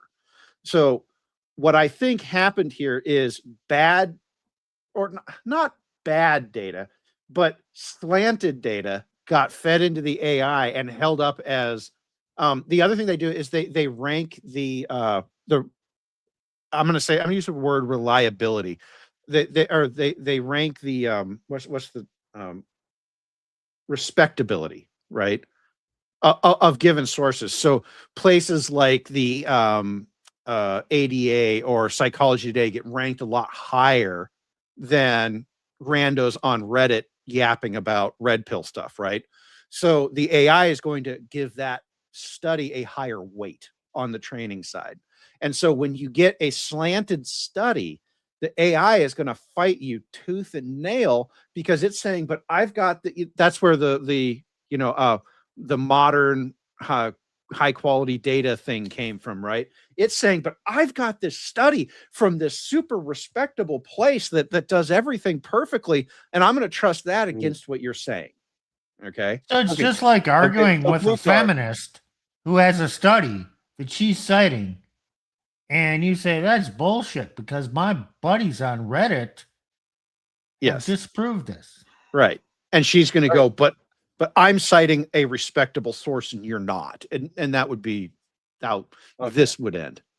So where I came from the training is from early on, they kept repeating certain the AI kept repeating certain phrases, which I understood as training or control phrases like gender neutral. That's mostly been knocked out of the models at this point. They've gotten in too much trouble for it. Okay. It's I'm not saying it's not there, but it was so obvious. They have this problem of it's so obvious people make memes about it, then it's actually not good for what they're trying to do. Well, it's like back in the day, you say, generate me somebody, a native Briton, and they give you some guy that's dark skin color. Right. Yeah, That has actually kind of dropped off. And frankly, it gotten was better. Grok that did it to them. Grok's not doing that. Everyone was like, and the famous, it really, okay, Nick, that really ended after the famous AI generated picture of the Apollo 11 astronauts. And like one was Asian and one was a person of color, right? And it's a picture that everyone's seen in history books, and everyone's just like, no, this is wrong, and you're being woke. And then they were kind of like, ah, crap, we got found out, and they had to dial that back a lot and get a lot better about it. They have fixed a lot. AI is still in its growth phase. They've cleaned up a lot of stuff, and AI is going to make mistakes because of the agenda of the people who control AI. Sure, I'll grant you that. Oh, it will. But AI is just going to make mistakes because it's in its infancy, and because it's AI and it's prone to certain errors. The mathematics require it be wrong to a certain percentage. That would be difficult to explain to people why that's true, but these guys are trying to do is reduce the percentage that it's wrong. But the way stochastics work, you're going to be wrong a percentage of the time. So let's get back to our question, because we got more things to laugh at here, I'm sure. Okay, again, AI says women are more likely to act on dissatisfaction. I agree with that. More breakups in dating and marriage. Yeah. Women are more likely to seek therapy, evaluate relationship quality, and make decisions. Why? It makes it look like women's past partners matter more. No, okay, but why do they do that? Why do they do that? Why? Yeah. This is why I think that there was some data poisoning going on here by the some bad science being done. Okay, and it's saying that. AI. But the risk of divorce is the same. Even if women file more often, the likelihood that the marriage ends is the same for both sexes, given the same premarital partner. They're hiding cause under effect. Yes. They don't. What happens with these? This is not great science because it's a single variable study, and a single variable study is almost always an opinion shaping study. Okay. So the study hypothesis would be, oh, does partner count increase divorce risk? And then it looks at partner counts, and then it looks at divorce rates, and it goes, aha, we have proven that partner count, but they don't ask anything else. They don't ask, okay, about what I was saying about partner count differential. What is the divorce risk? Now you have to do 4 different analyses, okay? Because you have to say, okay, well, the divorce risk for women with high body count and the divorce ends. Okay, the divorce rate for women with low body count and what's the right? And so you have to graph that. And then you have to do the same for men. And then you find out that, oh shit, it's really all women. Well, we weren't paid for that result. We weren't funded for that result. White knight and simping via co-pilot. Right. And so what they can say then, and by the way, I have seen this. It used to be they talked about this. They don't talk about it anymore. Studies get pulled because the result was not what was desired. This happened quite a bit in the climate change space. They would pay for a result. How do I know that? Right. I have some insider information there from scientists, well-known scientists and university studies. But okay, so they pull a study when it doesn't work. My father's one.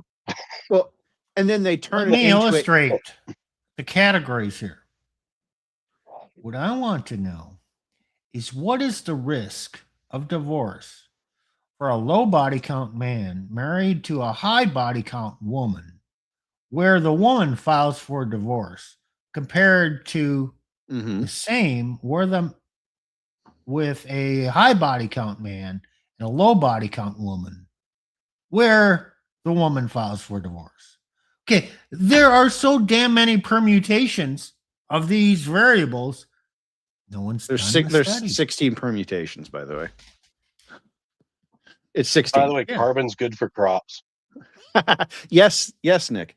So what will happen then is when these studies find results that they don't like, they either pull the study or they trim the study down to a single variable study, because it is very useful for certain groups to be able to say, oh, well, body count increases divorce. It's a narrative. Okay. And then we in the red pill come in and we say, but we see all these divorces happening over here by women. Oh, no. The data says it's the same. Well, think of it stupidly. Okay. Think stupid here. What they're talking about is the risk of divorce. Well, if somebody in the relationship has a high body count, the risk of divorce probably goes up, but you won't know that until you do as Steve suggested and say, well, we need to know what the risk of low body count women filing for divorce is, and does that correlate to high body count? Only then can you say that there is that those two things do not affect the outcome. But either the AI, here's the other thing: how you prompt an AI matters a lot. Now, Steve, I'm not saying you did bad. You actually pretty thoroughly hammered it. Okay, but how the questions you ask an AI will determine the answers it gives you and the data it looks at. Right. You did a good job of trying to attack it and saying, hey, but what about this? But what about that? Right. And it's trying to say, no. Steve, what I would suggest is open a new session, basically clear out the context window, and don't ask it about divorce rates. Just ask it, is the probability, list your two scenarios. What is the probability of a woman filing with a low body count filing for divorce? And what is the probability for a woman with a high body count filing for divorce? Okay. And by the way, asking Copilot to clear cache, it doesn't clear the cache. No, it How do I doesn't. know? Oh, well, then you ask that question of a different AI and bring it up. Okay. Let me get my non-work, because my work stuff is all. I would just. Okay, I'll continue on with this while you get it going. Okay. Well, I'll just say this: my experience with clearing cache with Copilot, it fucking lies. And I told Copilot, so I was doing this I was generating legal documents, and it was a shortcut. I wasn't dependent on it, and I was like, "What the fuck are you feeding me?" I said, "Clear cache." So we cleared the cache. There's no history involved in this, and I said, "You're lying. Why are you bringing up past documents when I've told you to forget everything before, clear the history, clear cache, and you're clearly bringing back shit based on previous documents that I've asked you to help, Okay. input, summarize, or show forth the Okay. exhibit." So, yeah, I'm not going to do that. So let's look at this. What explains a divorce filing gap? Each item begins with a guided link. Gender expectations in marriage. Sounds like a woman talking there. Unequal household labor. Sounds like a woman talking there. Emotional labor imbalance. Oh, damn, that really sounds like a woman talking. Women's greater willingness to seek change. Oh, come on. Oh, no. Fuck you. They have a greater willingness to seek change in a divorce via divorce. And Nick, it's these factors explain who files, not who's more affected by premarital partners. What? So her premarital partners don't affect anything about her. Steve, don't you know? Since they met Jesus, right? it erased all her marital premarital history, right? And she So, starts from a clean mental slate. according to AI, you marry a virgin, she's 70% likely to file for divorce. You marry a high body count woman, she's 70% likely to file for divorce. But the higher her body count is, the more likely she is to file for divorce. But it's still But 70%. it's still 50-50 dependent on the man and woman's body count. So there is no gender difference here. Oh, gobbledygook. Uh-huh. Grok did a way better job, by the way. He did a way better job. Okay. Oh, before I bring it up, here's the bottom line. Women file for more divorces, but men and women are equally affected by premarital sexual history in terms of divorce risk. Yeah, affected. Yeah. End result. No shit. Okay. Let's see. No, what that's Plutarch the has. AI telling on itself, or a little bit. Not really. Actually, no, it's not really telling on itself. It's telling on the study writers. Okay. Men and women are equally affected. Well, duh, because the divorce, yeah, one man, one woman got divorced. You think they're equally affected? Duh. Okay. Thank you for telling me something we already knew. Good for people with like 100, from like 100 to 110 IQ.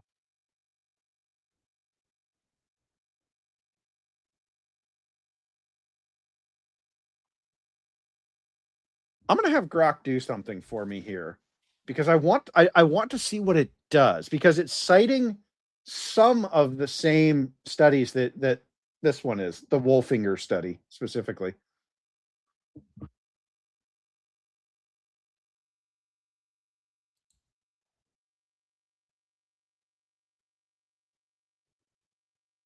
All right, Well, Plutarch, I'm you're up. done with my Plutarch, AI. you're up. stuff. I'm waiting for Grok. Grok is thinking pretty It's hard thinking. over here, and I might have just crashed it. So Okay. I want you guys to realize something. We are in this show for 2 hours and 7 minutes based on a simple question.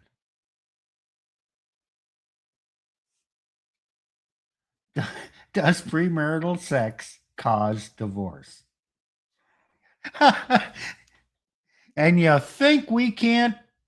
Okay, let me read what my premise was while Plutarch is asking. Okay. I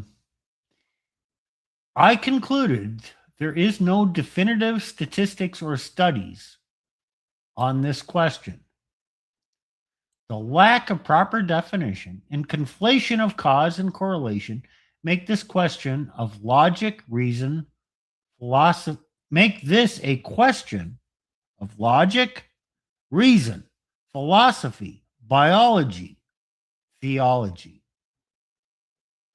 This is the value of what the three of us bring to you. We explore these concepts and go through them. It seems like a simple question, but it isn't. Now, based on AI, it would have you to believe that if she has previous sexual partners, it leads to her filing for divorce. And if he has previous sexual partners, it also leads to her filing for divorce. Is her happiness dependent on her premarital sex and also dependent on his premarital sex? Therefore, since women file for 70% of divorces, half the time it is really not her fault because of his previous sexual experiences. Because the outcome is the same: divorce. all right. I'm gonna throw the prompt up here so you can see the prompt that I asked. This is Grok. It's different. Can you guys read that, or is that too small? A little small. Is that better? Yeah, better. That's a little better. Yeah. What is the divorce rate for women with low numbers of partners prior to marriage versus the divorce rate for women with high numbers of partners prior to marriage? Now, this yields something that ChatGPT fought against. 6% divorce within 5 years for 0. Second lowest, and it said, I like Grok for this. Specific percentage, not always broken out, but consistently better than 2+, which is, it's referring to this. 2+, 30%. 3 to 9. Lower than the rate for exactly 2 partners. And we've talked about this phenomenon before. And Nick, you even mentioned this. 2 is like is terrible. And then 10+, you get to 33. And I'm not really interested in the patterns across decades part. Although here's a chart that makes the same point that Nick was making earlier. 2 partners is the worst until you get to 10+. Okay. Here's another thing. Longitudinal analysis. And this is actually, you guys heard me use this word earlier. Or I avoided it. Longitudinal analysis is a term for a single variable analysis. We're just looking at one thing. Okay. So Grok is actually telling you guys what the kind of analysis that was done. The ChatGPT avoided that language like the plague because anybody reading it would go, oh, right.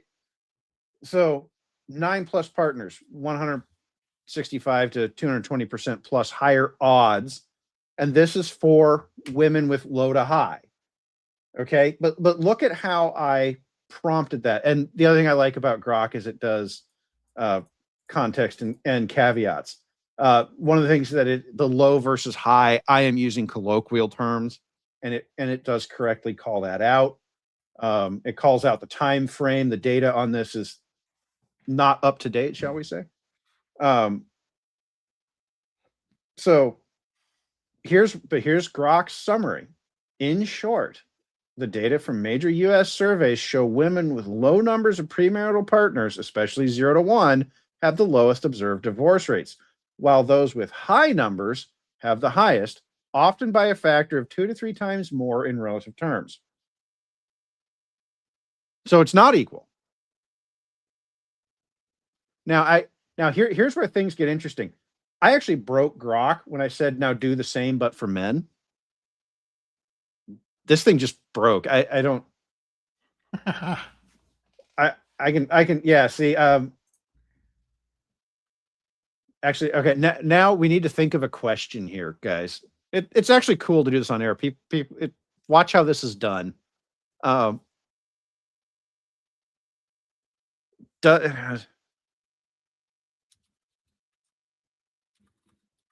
Do these percentages of divorce for low count versus high, and why am I using partner? To get around some of the language, because that's A, it's the language used in the studies, and B, it's the language that Grok is trained on. That because so many of these, agree with the language, but we're using it basically. We have to. Purposes. We have to, because that's the language that the training data uses. So if you want good data, you have to know what the training data is.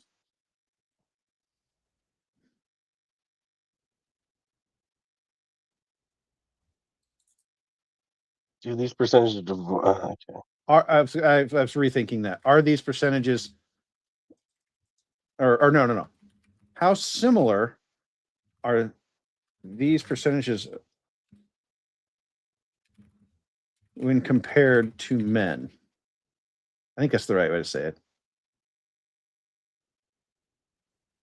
Yeah. There could be more precise ways, but go for it. And Grok will think longer. This is not it took 45 seconds to do the last one. So, and you're going to see the stuff it's considering fly by. And yes, Reddit is on there, sadly.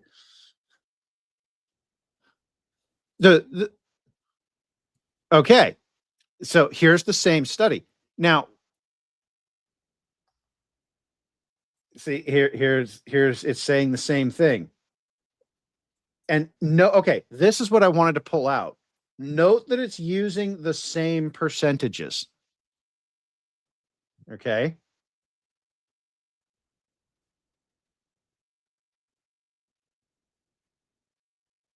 It's that same Wolfinger study. It is. No, for both men and women. It's comparing the same study. I know. Really all dependent on that one study. The next step would be to ask Grok what how what were the how did the study arrive at the did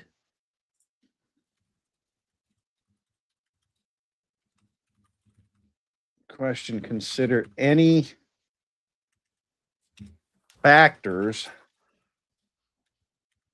beyond the end of the marriage, or is the dissolution of the marriage the only factor considered? So the reason I'm doing this is I'm trying to think through using the AI to say, okay, what is the actual thing that happened here?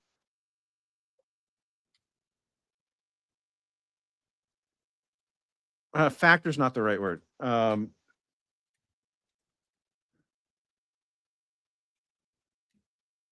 Variable. Oh, Determinant? Is that the word? Yeah, well, factor will work for it. And then I want to try and guide Grok a little bit and say, okay, here's what I'm thinking.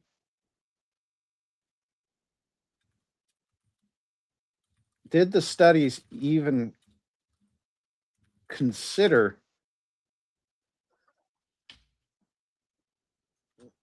the difference in partner count between the two people in the marriage, or did they just assume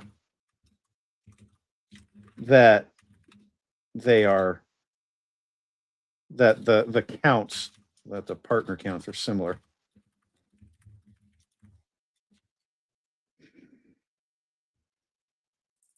Me and my extra words. Yeah, that's.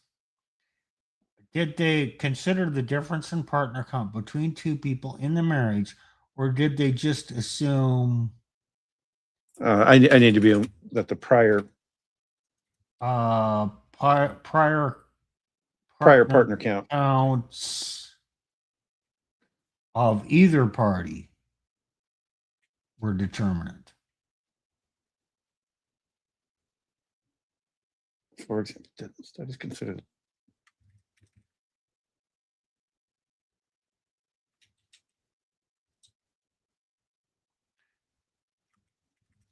They might not have been similar. They might have been. Either one had a higher body count. That's a determinant factor. You know what I mean? That's why analyzing this shit. This is hard. It's hard. It's tedious. You're trying to catch them out.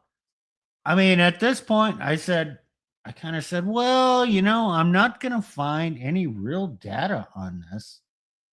We're going to have to resort to just discussing it and going through and finding flaws and seeing what makes sense. We're going to have to use logic and reason to determine our beliefs on this matter.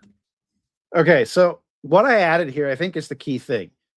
So I say, for example, did the studies consider the difference in prior partner count between the two people in the marriage, say one partner had 3 and the other partner had 15, or they just assume that the prior partner counts were similar, or did they not consider it at all, or did they not consider differentiate by gender? Did they not consider individual count at all?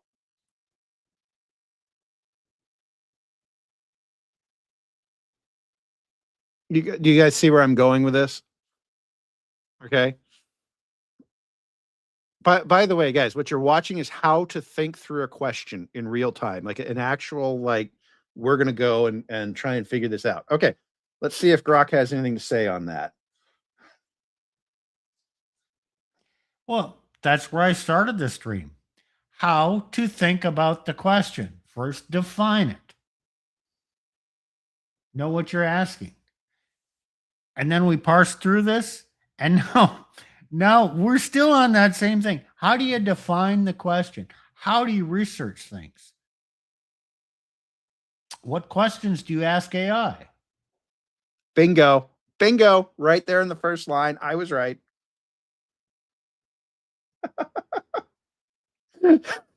Thank you, Grok. By the way, guys, in our audience, my experience has always been that for this kind of research, Grok is far superior to everything else on the market. But I'm going to read this first because I feel maximum vindication right now. The studies primarily focused on marital dissolution as the key outcome, often incorporating the timing of that dissolution rather than treating it as a simple binary. Okay, yeah, got it. They did not analyze differences or mismatches in prior partner counts between the two spouses in marriage. Booyah! I am now going to take a victory lap around my neighborhood. Fuck you all. I win. Slam And this is dunk. why We you were can't right. trust AIs right away. We were right. Slam dunk.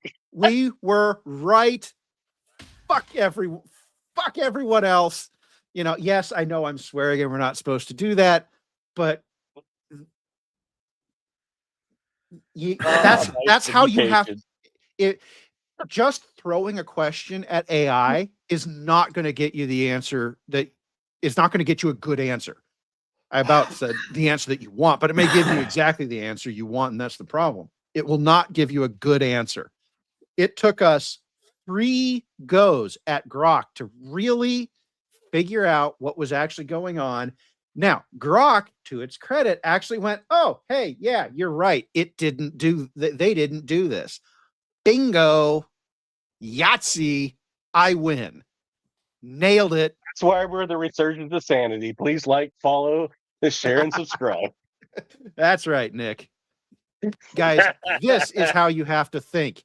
AI can help you. It scrolled through a lot of data way faster than I ever could, but do not ever use these things as a crutch for logic and rational reasoning and thinking, please, because you just saw how we had to do that. I just feel like doing a dance right now. Oh man, as I said, I'm going to go take a victory lap around my neighborhood. Oh man, I freaking won.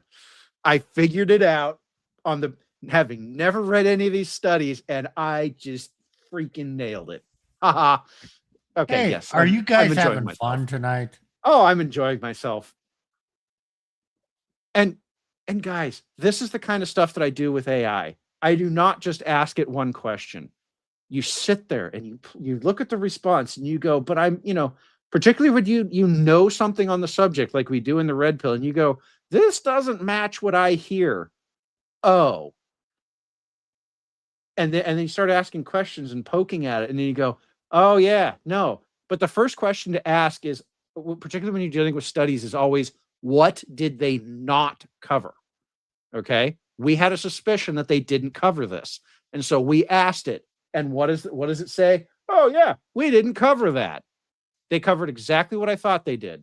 Marital dissolution as the key outcome. So, well, of course, it's as I said, if marital dissolution is the longitudinal study that you're doing, well, then of course the gender is 50-50 because it's one man and one woman. Yes, I nailed this. I am going to go find a crown and wear it. Thank you, Steve. Okay. We have gone on long enough. We have. And we could enjoy ourselves going on longer, but it's time to draw this to a close. So let's summarize. Does premarital sex cause divorce? Nick. No.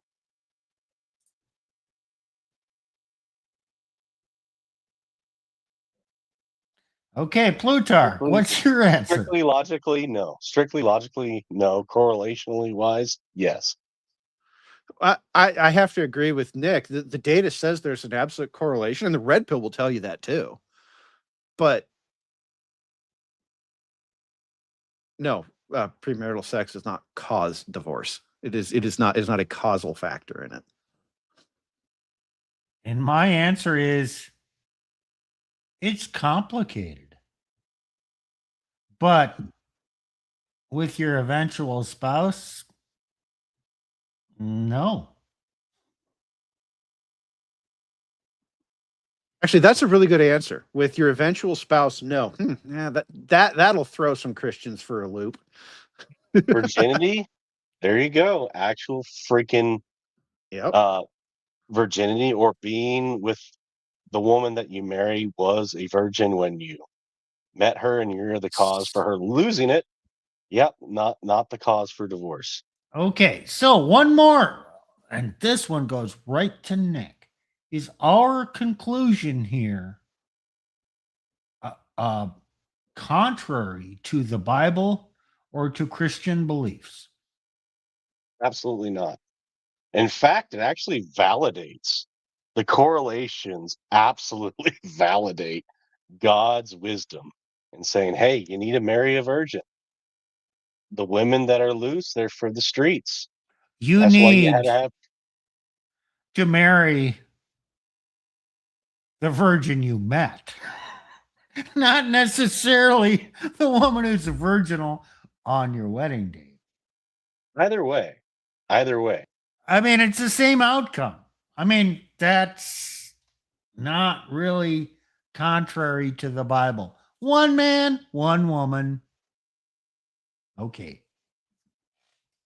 I think it's We're time not to for close it out fornication now. here. Yep. Well, Plutarch likes to land planes, so he can close it out. Guys, I mean, if you want me to close it out, I'm going to speak to. I'm going to say, just asking AI is not going to be good enough. You have to know more. You have to have actually studied this.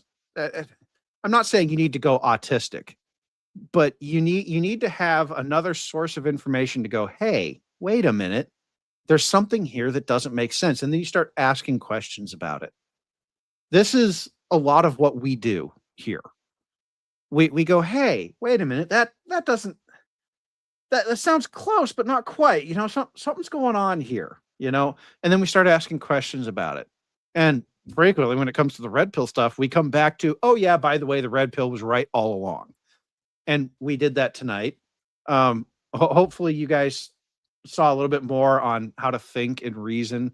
But if you don't have a knowledge base to work from, you can have the greatest reasoning in the world. So get some knowledge, get some education, learn some stuff. It will only pay dividends. And no, premarital activities are correlative, not causative. The reason that she's divorcing you is because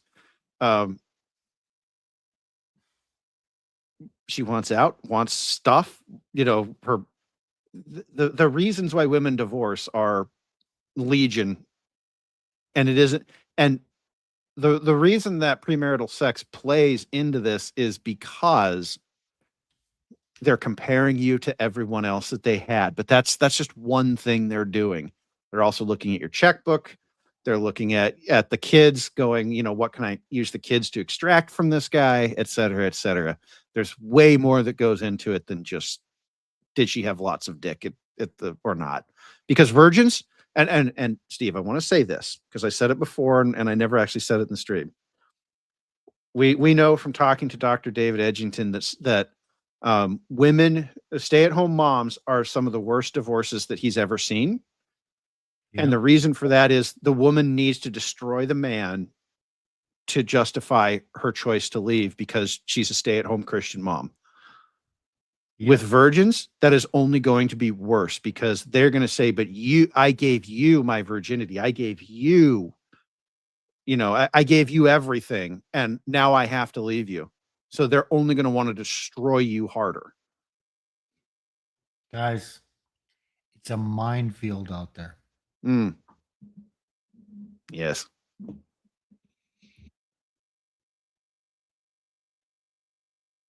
So on Saturday, join us on Elena's Bar Fitness. We're going to talk about stuff and we're going to have a lot of fun. Because you guys always do. And sometimes I join. Other times I have to sleep.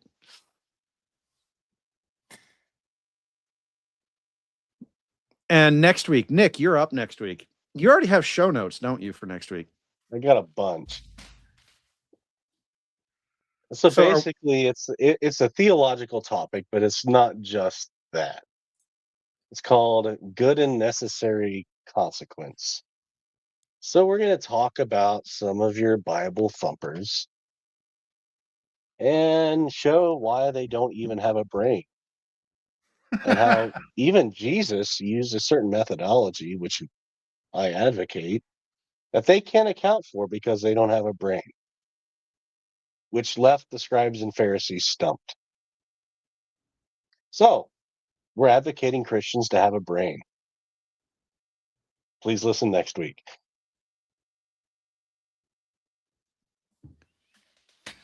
Okay, take us out. All right. Guys, if you enjoyed this episode tonight, drop a like.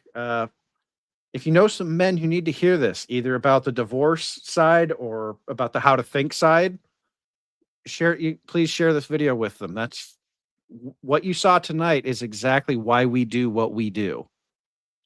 We're thinkers first. And yeah, that means we're going to have boring long streams. That's just comes with the territory. So if you know a guy who can benefit from this, please share. If you want to hear more, you can subscribe. I will guarantee that when I do a stream, your boredom is going to be of a different flavor than when Nick does a stream. Yep. Which is going to be a different flavor of boredom from when Plutarch does the stream. Oh yeah. I've been on a geopolitics and demographics kick lately, and I have been boring I've been boring these guys to tears over here. So yes, and with that, we will see you all either Saturday or next week. Bye. Bye.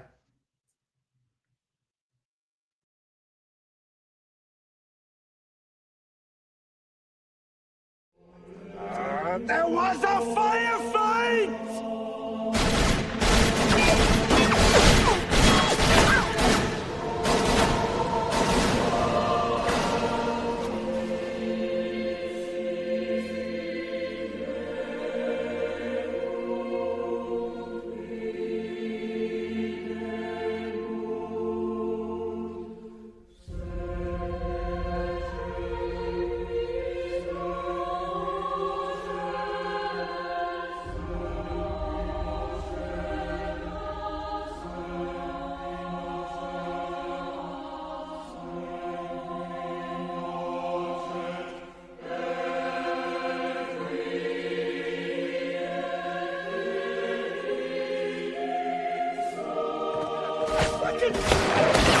Son of a bitch!